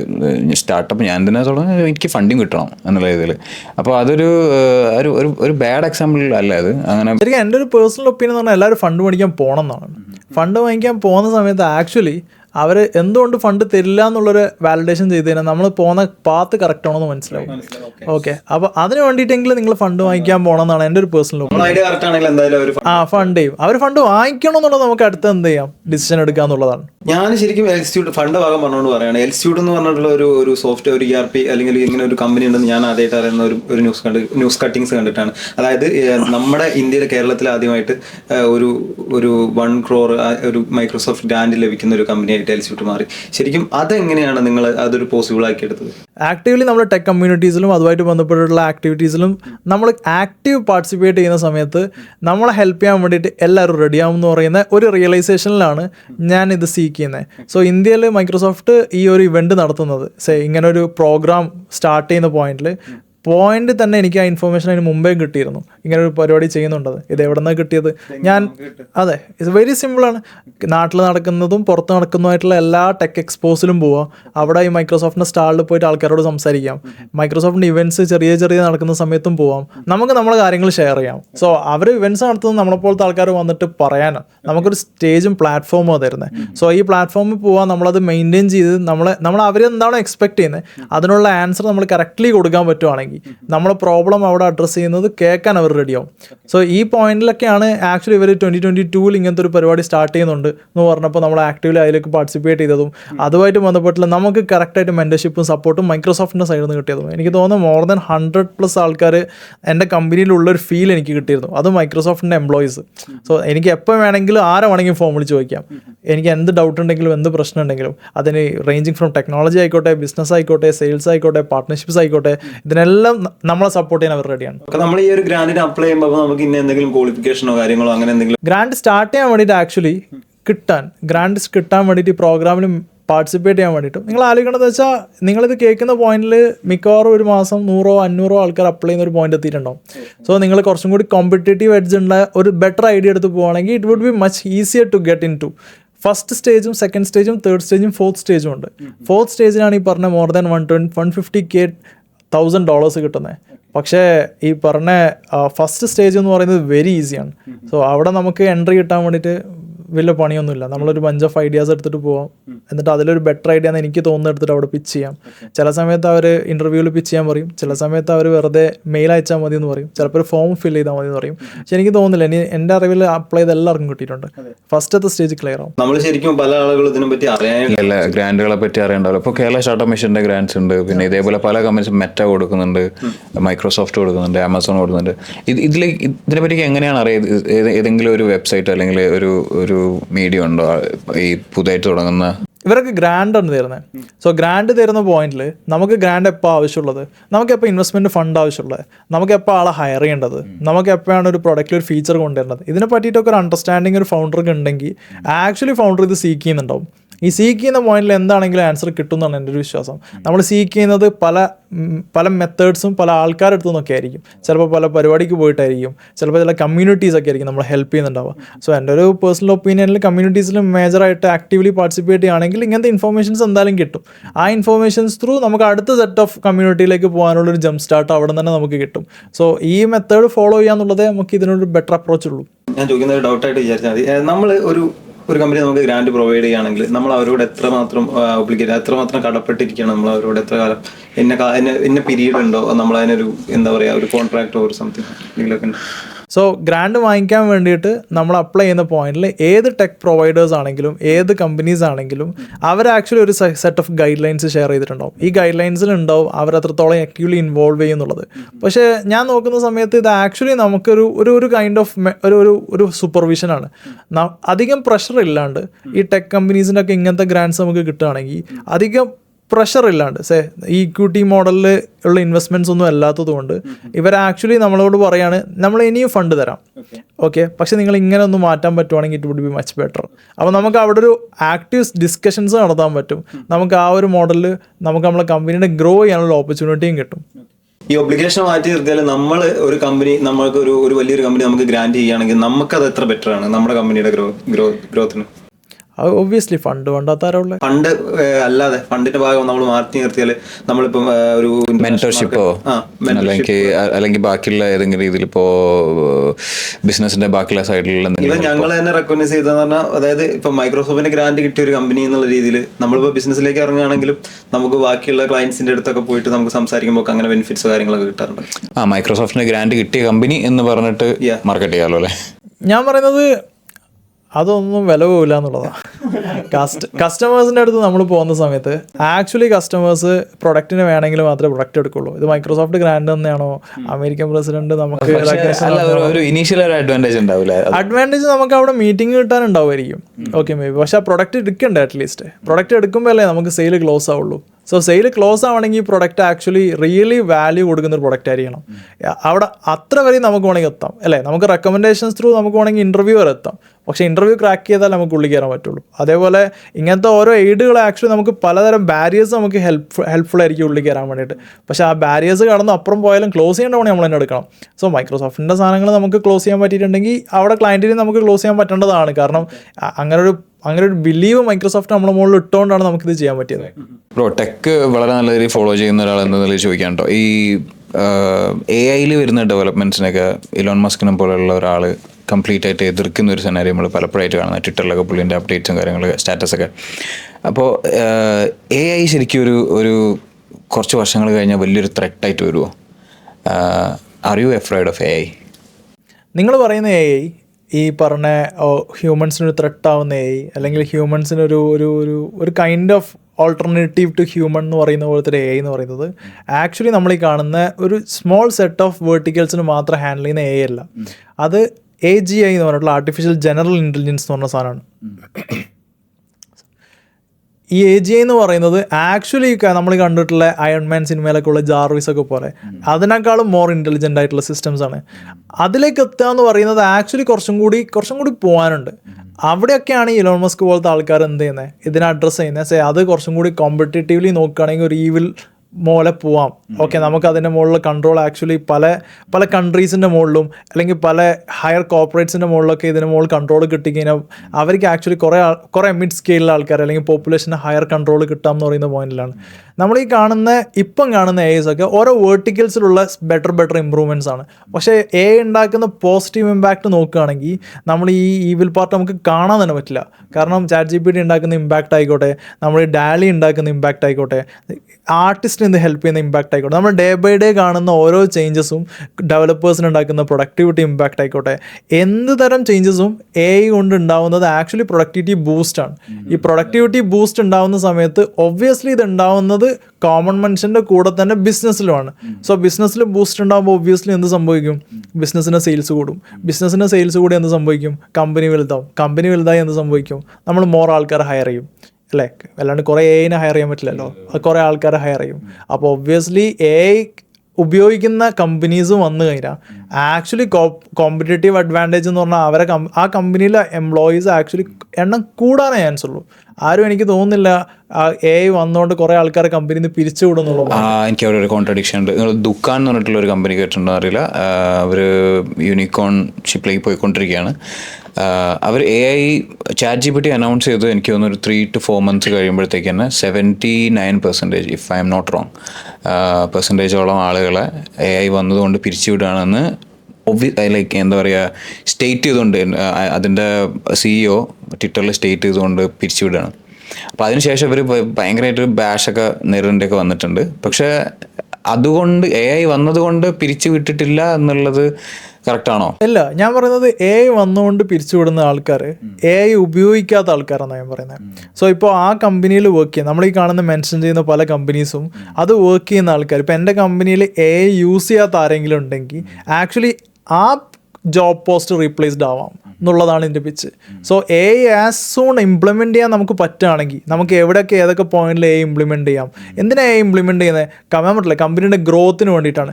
കമ്പനിയുടെ ഗ്രോത്ത് നമ്മളിപ്പോൾ പറഞ്ഞ ഇലക്ട്രിസിറ്റിൻ്റെ ഒരു ഇൻവെൻഷൻ പോലെ അല്ലേ, ആ ഇലക്ട്രിസിറ്റി കണ്ടുപിടിക്കുന്നതിന് മുമ്പ് കുറേ ആൾക്കാർ തീ എടുത്ത് കൊണ്ടുവരുന്ന ആൾക്കാരുണ്ടായിരുന്നു. ഈ പറഞ്ഞ ഹെൽപ്പ് ചെയ്യാൻ വേണ്ടി വാട്ടർ എടുത്തിട്ട് കൊണ്ടുവരുന്ന ആൾക്കാരുണ്ടായിരുന്നു. ഇവരൊക്കെ പണി പോവും, അതുകൊണ്ട് ഇലക്ട്രിസിറ്റി വരണ്ടെന്ന് പറയുന്നതിൽ അർത്ഥമില്ലല്ലോ.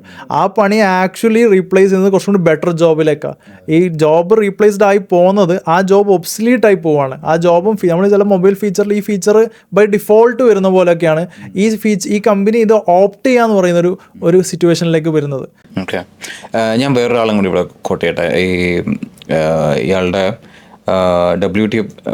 WTF പോഡ്കാസ്റ്റിൽ വരുൺ മയ വന്നിട്ടുണ്ടായിരുന്നു ഒരു ഗസ്റ്റായിട്ട്. അപ്പോൾ പുള്ളീൻ്റെ അടുത്ത് ഒരു ക്വസ്റ്റ്യൻ ചോദിച്ചപ്പോൾ പുള്ളി AI പറ്റി ചോദിച്ച സമയത്ത് പുള്ളി പറയുന്നത് ഞാൻ അടുത്തൊരു 5 വർഷത്തേക്ക് I am really afraid to get married and have kids. എന്താണെന്ന് വെച്ചാൽ അടുത്ത കുറച്ച് വർഷങ്ങളിലേക്ക് എന്ത് ഡെവലപ്മെൻറ്റാണ് ഇനിയിപ്പോൾ വരാൻ പോകുന്നതെന്ന് അറിയില്ല.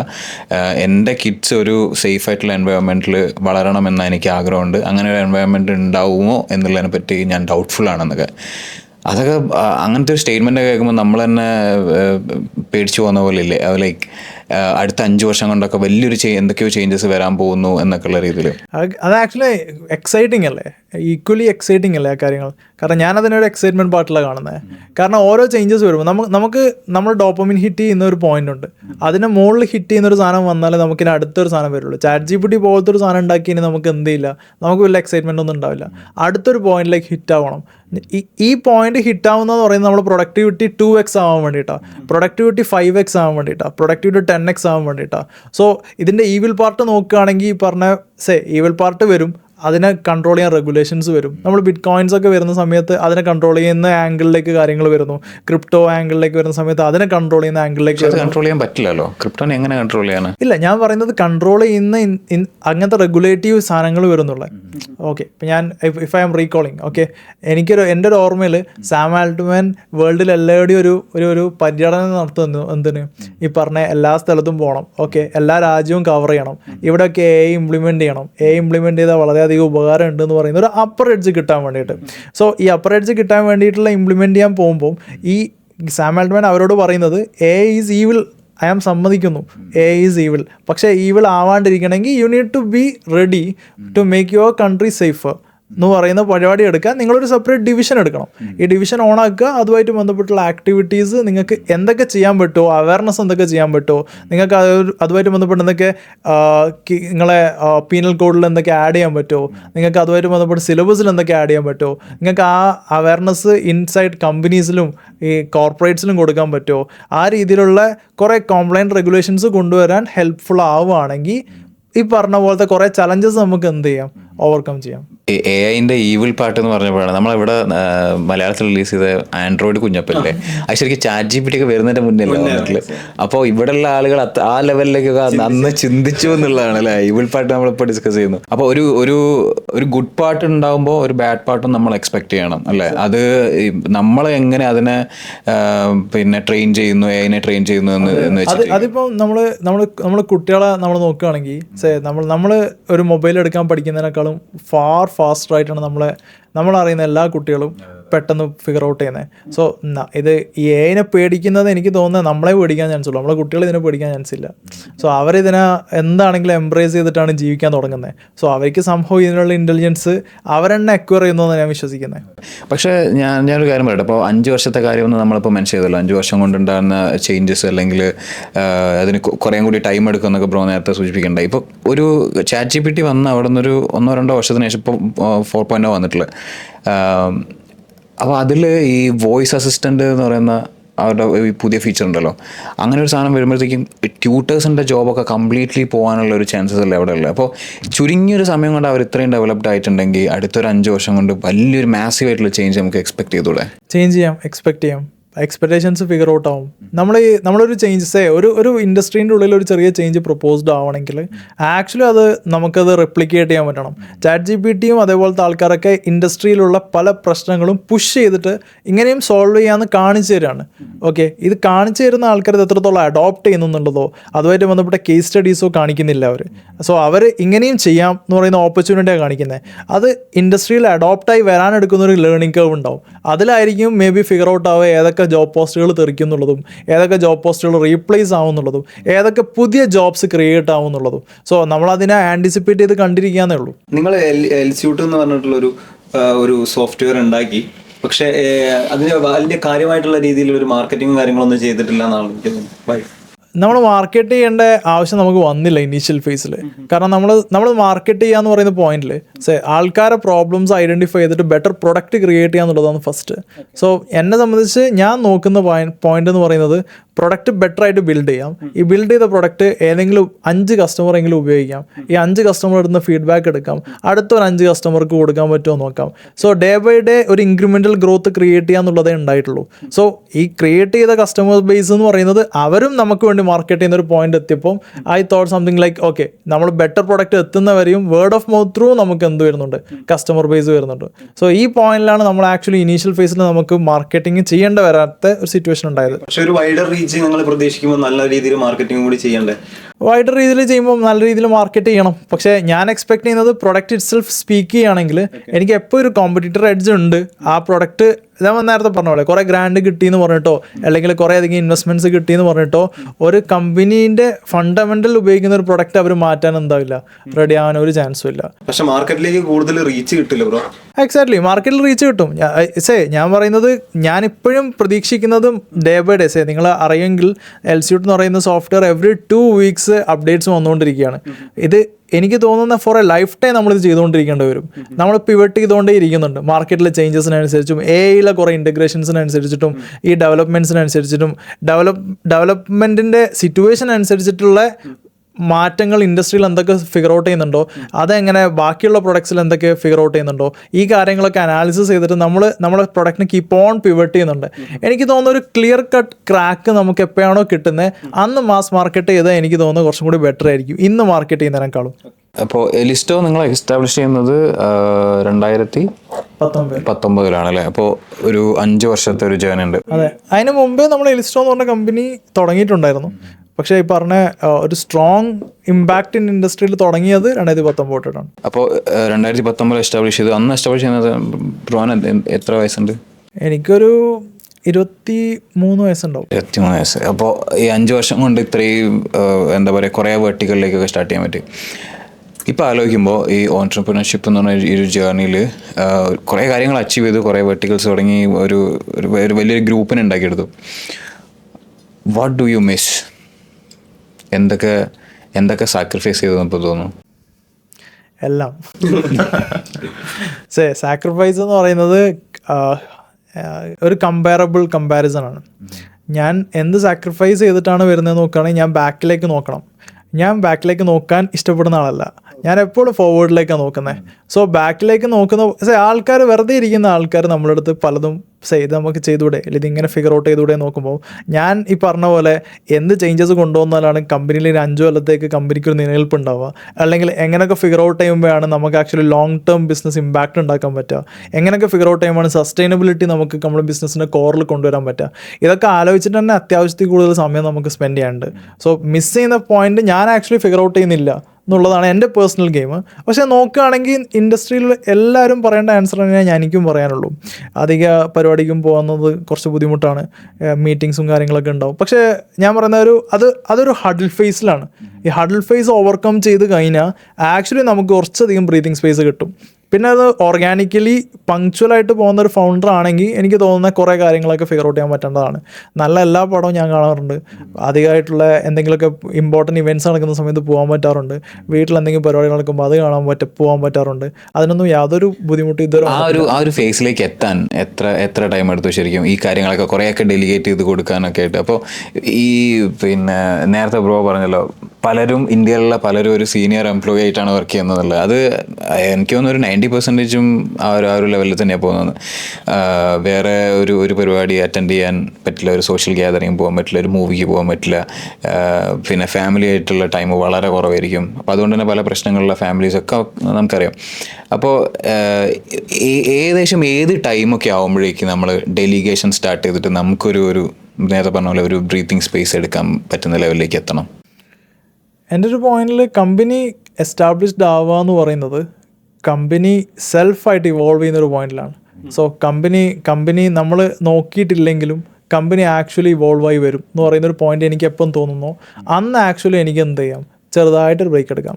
എന്നിട്ട് എനിക്ക് എൻ്റെതായ കാര്യങ്ങളും കൂടി പാരലലി നോക്കാം. എനിക്ക് തോന്നുന്ന ഇനീഷ്യൽ ഫേസിൽ നോക്കുകയാണെങ്കിൽ 5 കൊല്ലോ 10 കൊല്ലോ ഡെഡിക്കേറ്റ് തന്നെ ചെയ്യണം ഏത് പോയിന്റിലെത്താം. എനിക്കതൊരു 3 ഇയറിൽ ഫിഗർ ഔട്ട് ചെയ്യാൻ പറ്റി. അതെല്ലാവർക്കും പറ്റണമെന്നൊന്നുമില്ല. ഞാൻ എക്സ്പെക്ട് ചെയ്തൊരു 6 or 7 ഇയേഴ്സിലെ ഫിഗർ ഔട്ട് ചെയ്യാൻ പറ്റുള്ളൂ എന്നാണ്. ബട്ട് ബൈ ഗോഡ്സ് ഗ്രേസ് എനിക്ക് എന്താണെങ്കിലും ഒരു 3-4 വർഷത്തിൽ ഇത് ഫിഗർ ഔട്ട് ചെയ്യാൻ പറ്റി. പക്ഷേ അധികം ആൾക്കാർ ഞാൻ പറയുകയാണെങ്കിൽ ഒരു 6 to 10 years എന്താണെങ്കിലും ഇതിനു വേണ്ടി മാറ്റി വെക്കാൻ എന്തായാലും റെഡിയാവണം. നിങ്ങൾ ലൈഫിൽ ഒരു സിഗ്നിഫിക്കൻറ്റ് പോർഷൻ ഇതിനു വേണ്ടി ലൈഫിൽ മാറ്റി വെക്കാൻ റെഡിയാവണം. ഇപ്പോൾ റീകോൾ ശ്രീരാഗിനെ നേരത്തെ ക്വസ്റ്റ്യൻ പറയുകയാണെങ്കിൽ അതുകൊണ്ടാണ് ഞാൻ പറഞ്ഞത് എല്ലാവർക്കും പറഞ്ഞിട്ടുള്ളതല്ല ഈ പരിപാടി എന്നുള്ളത്. ഓക്കെ, കുറച്ചധികം ടഫാണ്. ഈ ഹോൾ ജേണി ആക്ച്വലി കുറച്ച് ടഫാണ്, കുറച്ച് ചലഞ്ചിങ് ആണ്, ഭയങ്കര എക്സൈറ്റിംഗ് ആണ്. അപ്പോൾ നമ്മൾ എന്തിനാണോ നമുക്ക് പാഷനുള്ളത് ആ പാഷൻ്റെ ബാക്കിലേക്ക് പോയിട്ടില്ലെങ്കിൽ ആക്ച്വലി പറഞ്ഞ കീപ്പ് ഓൺ കൺസിസ്റ്റൻ്റ് ആയിട്ട് നമുക്കിത് ഓവർകം ചെയ്യാന്ന് പറയുന്നത് കുറച്ച് ഹഡിലായിരിക്കും. ഓക്കെ, നമ്മൾ ലൈഫ് എടുത്ത് നോക്കുകയാണെങ്കിൽ ഒരു 10-23 വയസ്സൊക്കെ ആകുമ്പോൾ അതുവരെ നല്ല എൻജോയ് ചെയ്തിട്ട് കോളേജിലൊക്കെ പോയിട്ട് നല്ല ചില്ലടിച്ചിടന്ന് നമ്മൾ ഒരു 23-24-25 വയസ്സൊക്കെ ആകുന്ന സമയത്ത് നമുക്ക് ടെട്ടെ എന്ന് പറഞ്ഞാൽ 3 അടി ഇങ്ങനെ കിട്ടും. അതായത് നമ്മൾ കൂടെ നടന്നിട്ടുള്ള ആളുകൾ, അല്ലെങ്കിൽ നമ്മളൊരു സൂപ്പർ ഹീറോ ആയിട്ട്, അല്ലെങ്കിൽ നമ്മളൊരു മെൻറ്ററായിട്ട് കരുതിയിട്ടുള്ള, അല്ലെങ്കിൽ നമ്മളൊരു മോഡലായിട്ട് കരുതിയിട്ടുള്ള ആളുകളൊക്കെ ചിലപ്പോൾ പെട്ടെന്ന് തളർന്നു പോകുക, അല്ലെങ്കിൽ നമ്മൾ അങ്ങനെ കണ്ടിട്ടുള്ള ആളുകൾ മരണപ്പെടുക. അങ്ങനെ കുറേ ഇൻസിഡൻസ് നമുക്ക് ലൈഫിൽ സംഭവിക്കുമ്പോൾ, അല്ലെങ്കിൽ നമ്മുടെ പേഴ്സണൽ ലൈഫിൽ എന്തെങ്കിലുമൊക്കെ സംഭവിക്കും, നമ്മൾ ചെറിയ രീതിയിൽ ബ്രേക്കപ്പ് ഒക്കെ സംഭവിക്കുന്ന സമയത്ത് നമ്മൾ ഒരാളെ ട്രസ്റ്റ് ചെയ്യുന്ന അയാൾ നമ്മൾ ചതിച്ചു പോകുന്ന പറഞ്ഞ സംഭവം ആ ഒരു ഏജിൽ നമ്മൾ ആ ഒരു സമയത്ത് വലിയ രീതിയിൽ തളർന്നു പോകും. സോ അവിടെ നിന്നായിരിക്കും നമ്മൾ ചിലപ്പം നമ്മൾ ലൈഫിനെ കുറിച്ചൊക്കെ റീതിങ്ക് ചെയ്യുക, ഒന്നുകൂടി പക്വത വരിക. ശരിക്കും ബോയ്സിനൊക്കെ പക്വത വരുന്ന ഒരു 25-26 ഏജിലാണെന്നൊക്കെയാണ് നോർമലി പറയുന്നത്. ബ്രോയ ആ സമയത്ത് ഒരു കമ്പനി ഉണ്ടാക്കി. സോ നമ്മൾ ഒരു ബിസിനസിന്റെ ഒരു സൈഡിൽ നോക്കുകയാണെങ്കിൽ ഒരു ബിസിനസ് ഇപ്പോൾ ഈ ഒരു എൽസ്യൂട്ട് എന്ന് പറഞ്ഞിട്ടുള്ള ഒരു സോഫ്റ്റ്വെയറിന് പുറമെ നിങ്ങൾ ഒരുപാട് വേർട്ടിക്കിൾസ് എലിസ്റ്റോ ഗ്രൂപ്പ് കൈകാര്യം ചെയ്യുന്നുണ്ട്. അപ്പം ഒരു വസീം ബ്രോ ഇതിന്റെ ഫൗണ്ടറായ സമയത്ത് എപ്പോഴാണ് ശരിക്കും ബിസിനസ്സിൽ ഒരു അടി കിട്ടിയത്? ബിസിനസ്സിൻ്റെ ഉള്ളിലൊരു അടി കിട്ടുക എന്ന് പറയുന്നത് എനിക്ക് തോന്നുന്നത് എല്ലാ ആഴ്ചയും എല്ലാ ആഴ്ച അടി കിട്ടാറുണ്ടെന്നാണോ? എല്ലാ മാസവും എല്ലാ ആഴ്ചയും എല്ലാ ദിവസവും അടി കിട്ടും. ഈ അടി കിട്ടുന്ന അടി നമ്മളെങ്ങനെ ഓവർകം ചെയ്യുന്നു എന്നുള്ള പോലെയാണ്. സോ നമുക്ക് റിയൽ ലൈഫിൽ നമുക്ക് കിട്ടുന്ന ബ്രേക്കപ്പ് ആയിക്കോട്ടെ, അല്ലെങ്കിൽ വേറെ എന്തെങ്കിലും ഇൻസിഡൻസ് ആയിക്കോട്ടെ, ഇതൊക്കെ നമ്മളായിട്ട് എന്ത് ചെയ്യുന്നതാ പോയിട്ട് വാങ്ങിക്കുന്നതായിരിക്കും. പക്ഷെ ബിസിനസ്സിൽ അങ്ങനെയല്ല. ബിസിനസ്സിൽ സൈഡിലോട്ട് പോകുന്നവരൊക്കെ എന്ത് ചെയ്യും, അടിച്ചിട്ട് പോകും. ഓക്കെ, സോ നമ്മൾ എന്തിനും പ്രിപ്പയർ ആവുക എന്നുള്ളതാണ് പിച്ച്. കമ്പനി എത്രത്തോളം എക്സ്പാൻഡ് ആയി പോകുന്നു, എത്രത്തോളം അടിപൊളിയായിട്ട് പോകുന്നു, അത്രത്തോളം ഇതിന് ഇമ്പാക്റ്റും കൂടി വരും. നമ്മൾ അതിനനുസരിച്ച് നമ്മൾ ട്രെയിൻഡ് ആവണം. നമ്മളതിനനുസരിച്ചിട്ടുള്ള മെൻ്റൽ സ്റ്റെബിലിറ്റി നമ്മൾ ക്രിയേറ്റ് ചെയ്ത് വെക്കുക എന്നുള്ളത് മാത്രമാണ് ഇതിൻ്റെ ഓവർകം ചെയ്യാനുള്ള മെത്തേഡ്. ഓക്കെ, അപ്പോൾ എങ്ങനെ ഇത് ഒരു പേഴ്സണൽ ലൈഫ് ഒരു ബിസിനസ്സും കൂടി എങ്ങനെയാണ് മാനേജ് ചെയ്ത് പോകുന്നത്? മാനേജ് ചെയ്യാൻ പറ്റും നമുക്ക് തോന്നുന്നില്ല. സോ പേഴ്സണൽ ലൈഫും ബിസിനസ്സും ഒരു ഇൻ്റർലിങ്ക് ചെയ്തിട്ട് എന്തായാലും ഇത് കൊണ്ടുപോകാൻ പറ്റുള്ളൂ. ഞാൻ പറയുന്നത് ഒരു പ്രൊഡക്റ്റ് കമ്പനീൻ്റെ ഒരു ആംഗിളിലാണ് ഞാൻ പറയുന്നത്. സർവീസ് കമ്പനിയാണ് റൺ ചെയ്യുന്നതെങ്കിൽ ആക്ച്വലി കൺട്രോൾ ഉള്ളത് ഫൗണ്ടറിൻ്റെ കയ്യിലാണ്. ആസ് എ പ്രൊഡക്റ്റ് കമ്പനി നമ്മൾ ഹാൻഡിൽ ചെയ്യുമ്പോൾ കൺട്രോൾ നമ്മുടെ കയ്യിൽ മാത്രമല്ല, കസ്റ്റമറുടെ കയ്യിലുണ്ട്, നമ്മളെ നടുക്കുള്ള പാർട്ട്നേഴ്സിൻ്റെ കയ്യിലുണ്ട്, ഇതേപോലത്തെ കുറേ നമ്മളെ വെൽ വിഷേഴ്സിൻ്റെ കയ്യിലുണ്ട്. സോ നമ്മൾ കുറച്ചധികം ഒബ്ലിഗേറ്ററി ആണ് ബാക്കിയുള്ളവരെ ഹാൻഡിൽ ചെയ്യാൻ വേണ്ടിയിട്ട്, നമ്മൾ അവരെ സാറ്റിസ്ഫൈ ചെയ്യാൻ വേണ്ടിയിട്ട്. സോ നമ്മൾ എന്താണെങ്കിലും കീപ്പ് ഓൺ വർക്ക് ചെയ്യുന്ന ഒരു പോയിന്റിലേക്ക് എത്തേണ്ടി വരും. Work life balance is very tough figure out ചെയ്യാന്ന് പറയുന്നത്. ഇപ്പൊ ഈ അടുത്ത് നിഖിൽ കാമത്ത് ഒരു സംഭവം പറഞ്ഞിട്ടുണ്ടായിരുന്നു. അതായത് കുട്ടികൾ ഉണ്ടാവുന്നത്, എനിക്ക് കുട്ടികൾ ഉണ്ടാകുന്ന താല്പര്യമില്ല, എന്തോ ഒരു സ്റ്റേറ്റ്മെന്റ് പറഞ്ഞിട്ടുണ്ടായിരുന്നു. ആ സമയം കൂടി എനിക്ക് ബിസിനസ്സിലേക്ക് ചെലവഴിക്കാം. പുള്ളി പറഞ്ഞ വെച്ചാൽ ഈ കുട്ടികൾ വലുതായി കഴിഞ്ഞാൽ എന്നെ നോക്കുന്നുള്ളതിന് യാതൊരു ഗ്യാരണ്ടി ഇല്ലല്ലോ. Why should have dum? എന്തിനാണ് ഞാൻ എൻ്റെ ഒരു 18, 20, 25 വർഷം വേസ്റ്റ് ചെയ്യുന്നത്? അത് ആൾക്കാരെ, അത് ഈ മിഡിൽ ക്ലാസ്സിലുള്ള മെജോറിറ്റി ആൾക്കാരും വീടെടുക്കുന്ന പോലെയാണ്. സോ അതവരെപ്പോൾ റിയലൈസ് ചെയ്യുന്നു, അപ്പോൾ നിൽക്കമ്പത്ത് പറഞ്ഞത് മനസ്സിലാവുന്ന എനിക്ക് തോന്നുന്നത്. ഓക്കെ ബ്രോ, അപ്പോൾ എൽസ്യൂട്ട് ഒരു ബിസിനസ് ഇന്റലിജൻസ് ടൂളാണ് നമ്മൾ പറഞ്ഞല്ലോ. അപ്പോൾ ഈ ഒരു ഇൻഡസ്ട്രി, ഈ ഒരു വേർട്ടിക്കൽ ശരിക്കും ഇനി ഒരു 10 കൊല്ലമൊക്കെ കഴിയുമ്പോഴത്തേക്ക് എങ്ങനെ ചേഞ്ച് ആവും എന്നുള്ളതാണ് എക്സ്പെക്ട് ചെയ്യുന്നത്. ഞാൻ ആ കാര്യത്തിൽ ആക്ച്വലി ഭയങ്കര എക്സൈറ്റഡാണ്. കാരണം എൽസ്യൂട്ട് കിടക്കുന്ന ബിസിനസ് ഇൻ്റലിജൻസിൽ ഉള്ള ചേഞ്ചസ് എയും അതുമായിട്ട് ബന്ധപ്പെട്ടിട്ടുള്ള കുറേ അധികം ഇൻ്റലിജൻസ് ടൂൾസ് ഇറങ്ങുന്ന ഒരു പോയിൻ്റാണ് ഇപ്പോൾ നമ്മൾ കണ്ടുകൊണ്ടിരിക്കുന്നത്. ഈ പോയിന്റിൽ നമുക്ക് എന്ത് അഡ്വാൻറ്റേജസ് കസ്റ്റമറുടെ അടുത്ത് എത്തിക്കുകയാണെങ്കിലും കസ്റ്റമർ എക്സൈറ്റഡ് ആണ്. കാരണം എല്ലാവരും എക്സ്പെക്ട് ചെയ്തിരിക്കുന്നത് അവരെ ഡാറ്റ, റോ ആയിട്ടുള്ള അവരുടെ ഡാറ്റ, സാധാ സെയിൽസിലെ ഡാറ്റ, പേർച്ചേസ് ഡാറ്റ, ഇൻവെൻട്രിയിലുള്ള ഡാറ്റ, അവരുടെ സ്റ്റോക്ക് കീപ്പിങ്ങിലുള്ള ഡാറ്റ, അവരുടെ ജേർണൽസിലുള്ള ഡാറ്റ, ഇതിനൊക്കെ എങ്ങനെ ഇൻ്റലിജൻസ് കൊടുക്കാൻ പറ്റുന്നുള്ളതാണ്. ഈ ഇൻ്റലിജൻസ് കൊടുക്കുന്നത് ഇപ്പോഴും അത്ര പെർഫെക്റ്റ് ആയിട്ടൊന്നും അധികം AI മോഡൽസും ഫിഗർ ഔട്ടായി വന്നേ ഉള്ളൂ.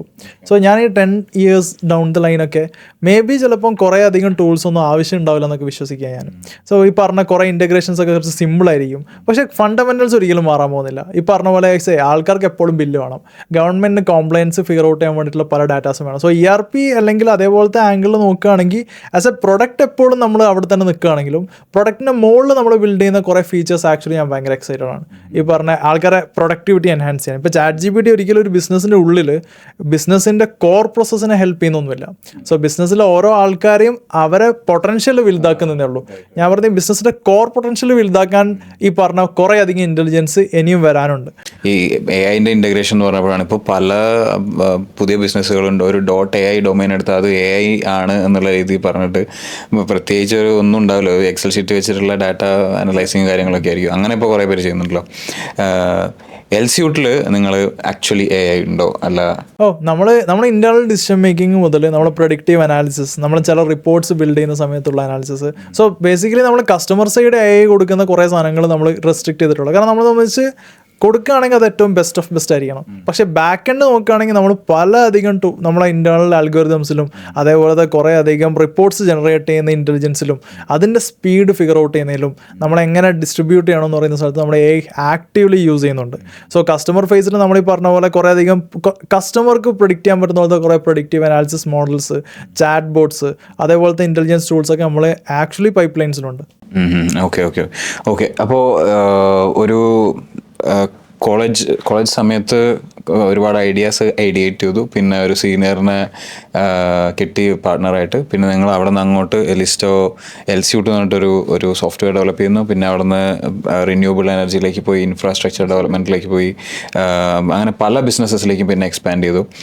അപ്പോൾ ഇത് കാണുന്ന ഒരുപാട് ആളുകൾക്ക് ഇപ്പോൾ ഇങ്ങനെയൊക്കെ ആവണമെന്ന് ആഗ്രഹം ഉണ്ടാവും. എനിക്ക് തോന്നുന്നു അതേ ഈ ഓൺട്രപ്രനർഷിപ്പ് എന്നുള്ള ഇപ്പോൾ ഒരു ന്യൂ കൂളായിട്ട് മാറിയിട്ടുണ്ട്. Everybody want to enter, but എല്ലാവർക്കും പെട്ടെന്ന് റിച്ച് ആവണം. പക്ഷേ ഇതിനുള്ള ഒരു ഹസിൽ എന്താണെന്നുള്ളത് അറിയില്ല. അപ്പോൾ ഇനി വരുന്നൊരു തലമുറയ്ക്ക് ഇപ്പോൾ പുതുതായിട്ട് കോളേജൊക്കെ പാസ് ഔട്ട് ചെയ്ത് വരുന്ന ആളുകൾക്ക് എന്തൊക്കെ അഡ്വൈസ് ആയിരിക്കും പറയാനുണ്ടാവുക? എൻ്റെ ഒരു പേഴ്സണൽ ഒപ്പീനിയൻ എന്താണെന്ന് വെച്ച് കഴിഞ്ഞാൽ മാക്സിമം എക്സ്പോഷർ ക്രിയേറ്റ് ചെയ്യുക എന്നുള്ളതാണ്. സോ നമ്മളെ എവിടെയൊക്കെ എക്സ്പോഷർ ഇൻ സെൻസ് നെറ്റ്വർക്ക് മാത്രമല്ല, നമുക്ക് എന്തൊക്കെ ടൂൾസുകൾ മാർക്കറ്റിലുണ്ട്, എന്തൊക്കെ ടെക്കിലാണ് നിങ്ങൾ ഇൻവോൾവ് ചെയ്യുന്നതെങ്കിൽ ടെക്കിൽ എന്തൊക്കെ ടൂൾസുകൾ ഇൻവോൾവ് ഉണ്ട്, സോ എന്തൊക്കെ ഓപ്പർച്യൂണിറ്റീസ് ഉണ്ടെന്ന് അറിയണമെങ്കിൽ എന്തൊക്കെ ടൂൾസുകൾ ഉണ്ടെന്ന് പറഞ്ഞാൽ മതി. അത് ടൂൾസൊക്കെ ഫെമിലറൈസ് ചെയ്താൽ മതി, അതുള്ള കമ്മ്യൂണിറ്റീസിൽ പോയി പാർട്ടിസിപ്പേറ്റ് ചെയ്താൽ മതി. കാരണം ഓരോ ടൂൾ എക്സിസ്റ്റ് ചെയ്യുന്നതും അതുമായിട്ട് ഡിപ്പെൻഡ് ചെയ്യുന്ന കുറേ ബിസിനസ്സുകളുണ്ടാവും. സോ നമുക്ക് അത് റിലേറ്റ് ചെയ്തിട്ട് നമ്മൾ എങ്ങനെയാണ് ഈ ബിസിനസ് ഓടാൻ കാരണം എന്നൊക്കെയുള്ള ചെറിയ അനാലിസിസ് നടത്തുകയാണെങ്കിൽ നമ്മുടെ ബ്രെയിനിന് നമുക്ക് അങ്ങനെ ആ രീതിയിൽ ബ്രെയിൻ വെയർ ചെയ്യാൻ പറ്റും. സോ എൻ്റെ ഒരു പേഴ്സണൽ ഒപ്പീനിയൻ എന്താ വെച്ചാൽ മാക്സിമം ഇതേപോലത്തെ സപ്പോർട്ടീവായിട്ടുള്ള ക്ലബ്ബുകളും അതുമായിട്ട് ബന്ധപ്പെട്ടിട്ടുള്ള ആക്ടിവിറ്റി ചെയ്യുന്ന കമ്മ്യൂണിറ്റീസിലും അങ്ങനത്തെ ഡിസ്കഷൻസിലൊക്കെ വെറുതെ പോയി തരട്ടെ. നിങ്ങളൊന്നും ചെയ്യേണ്ട ആവശ്യമില്ല, ജസ്റ്റ് അവിടെ പോവുക, അവിടെ നിന്ന് അവർ പറയുന്ന കാര്യങ്ങൾ കേൾക്കാം, ഡാറ്റാസ് കിട്ടുന്ന പോയിന്റിൽ അതൊക്കെ ഒന്ന് ഇവാലുവേറ്റ് ചെയ്യാം. ചില ടൂൾസൊക്കെ കാണുന്ന സമയത്ത് ഈ ടൂൾസ് ജസ്റ്റ് ഒന്ന് എക്സ്പ്ലോർ ചെയ്ത് നോക്കാം. ഇങ്ങനത്തെ കുറേ കാര്യങ്ങൾ ചെയ്താൽ തന്നെ നമ്മൾ ബ്രെയിൻ വയറിങ് നടക്കും. സോ ഈ brain wiring once figure out ആയി കഴിഞ്ഞാൽ പിന്നെ നമുക്ക് ഏത് പ്രോബ്ലം കാണുമ്പോൾ നമുക്ക് ഓക്കെ ഈ ടൂൾ പ്ലസ് ഈ ടൂൾ ചെയ്താൽ നമുക്ക് ഈ ടൂൾ കിട്ടുന്ന പോലെ ഈ ഐഡിയ പ്ലസ് ഈ ഐഡിയ മേർജ് ചെയ്താൽ നമുക്ക് ഈ ഒരു ഐഡിയയിലെത്തും. സോ ഇതൊരു യുണീക്ക് ഐഡിയ ആണ്. നമ്മുടെ മനസ്സിൽ എപ്പോഴും ഈ ഫസ്റ്റത്തെ 2 ഐഡിയ ഉണ്ടാവും, പക്ഷേ അത് നമ്മൾ കണക്ട് ചെയ്യാൻ പറ്റുന്നുണ്ടാവില്ല. ഈ ബ്രെയിൻ വയർ ഫിഗർ ഔട്ട് ചെയ്യാൻ കുറച്ച് കഷ്ടപ്പാടാണ്. അതൊന്ന് സെറ്റാവാൻ ഈ പറഞ്ഞ ഇനീഷ്യൽ ഫേസിൽ, അത് ഈവൻ കോളേജ് ഫേസിൽ നിന്ന് തുടങ്ങുകയാണെങ്കിൽ വളരെ അടിപൊളിയാണ്. സോ കോളേജിൽ നിന്ന് എന്നെ സംബന്ധിച്ച് ആലോചിക്കേണ്ട ഏറ്റവും ഞാൻ യങ്ങർ സ്റ്റുഡൻസിനോട് പറയുകയാണെങ്കിൽ എപ്പോഴും ചെയ്യേണ്ടത് മാക്സിമം ഇതേപോലത്തെ ആക്ടിവിറ്റീസിൽ പങ്കെടുക്കുക. നല്ല ഫൗണ്ടേഴ്സ് ഉണ്ടെങ്കിൽ അവരുമായിട്ട് കൊളാബറേറ്റ് ചെയ്യാൻ നോക്കുക. ഫ്രണ്ട്സിലുള്ള ആൾക്കാരുമായിട്ട് ജസ്റ്റ് കോ ഫൗണ്ടർ പോലെ ഫിഗർ ഔട്ട് ചെയ്തിട്ട് എന്തെങ്കിലുമൊക്കെ ബിൽഡ് ചെയ്യാൻ നോക്കുക. സോ അവിടെ ഒരു പ്ലേ ഗ്രൗണ്ട് ഉണ്ട്.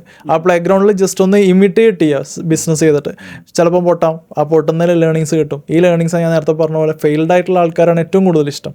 സോ ആൾക്കാർക്ക് ഈ ഫെയിൽഡ് ആവുന്ന പോയിന്റ്സ് ഏറ്റവും കൂടുതൽ ഫെയിൽ ആവുക എന്നുള്ളതാണ്. എന്നെ സംബന്ധിച്ച് എത്രയും പെട്ടെന്ന് ഫെയിലായോ അത്രയും പെട്ടെന്ന് നമുക്ക് ബൗൺസ് ബാക്ക് ചെയ്ത് വരാം. നമുക്ക് അതിനുള്ളൊരു സ്പേസ് കിട്ടും. അപ്പോൾ thank you very much for your time. ഇത് പുതുതായിട്ട് വരുന്ന ആളുകൾക്കൊക്കെ ഒരു ഇൻസ്പിറേഷനായിട്ട് മാറട്ടെ. എലിസ്റ്റോ ഗ്രൂപ്പും വാസിം റോയും. Thank you. Thank U.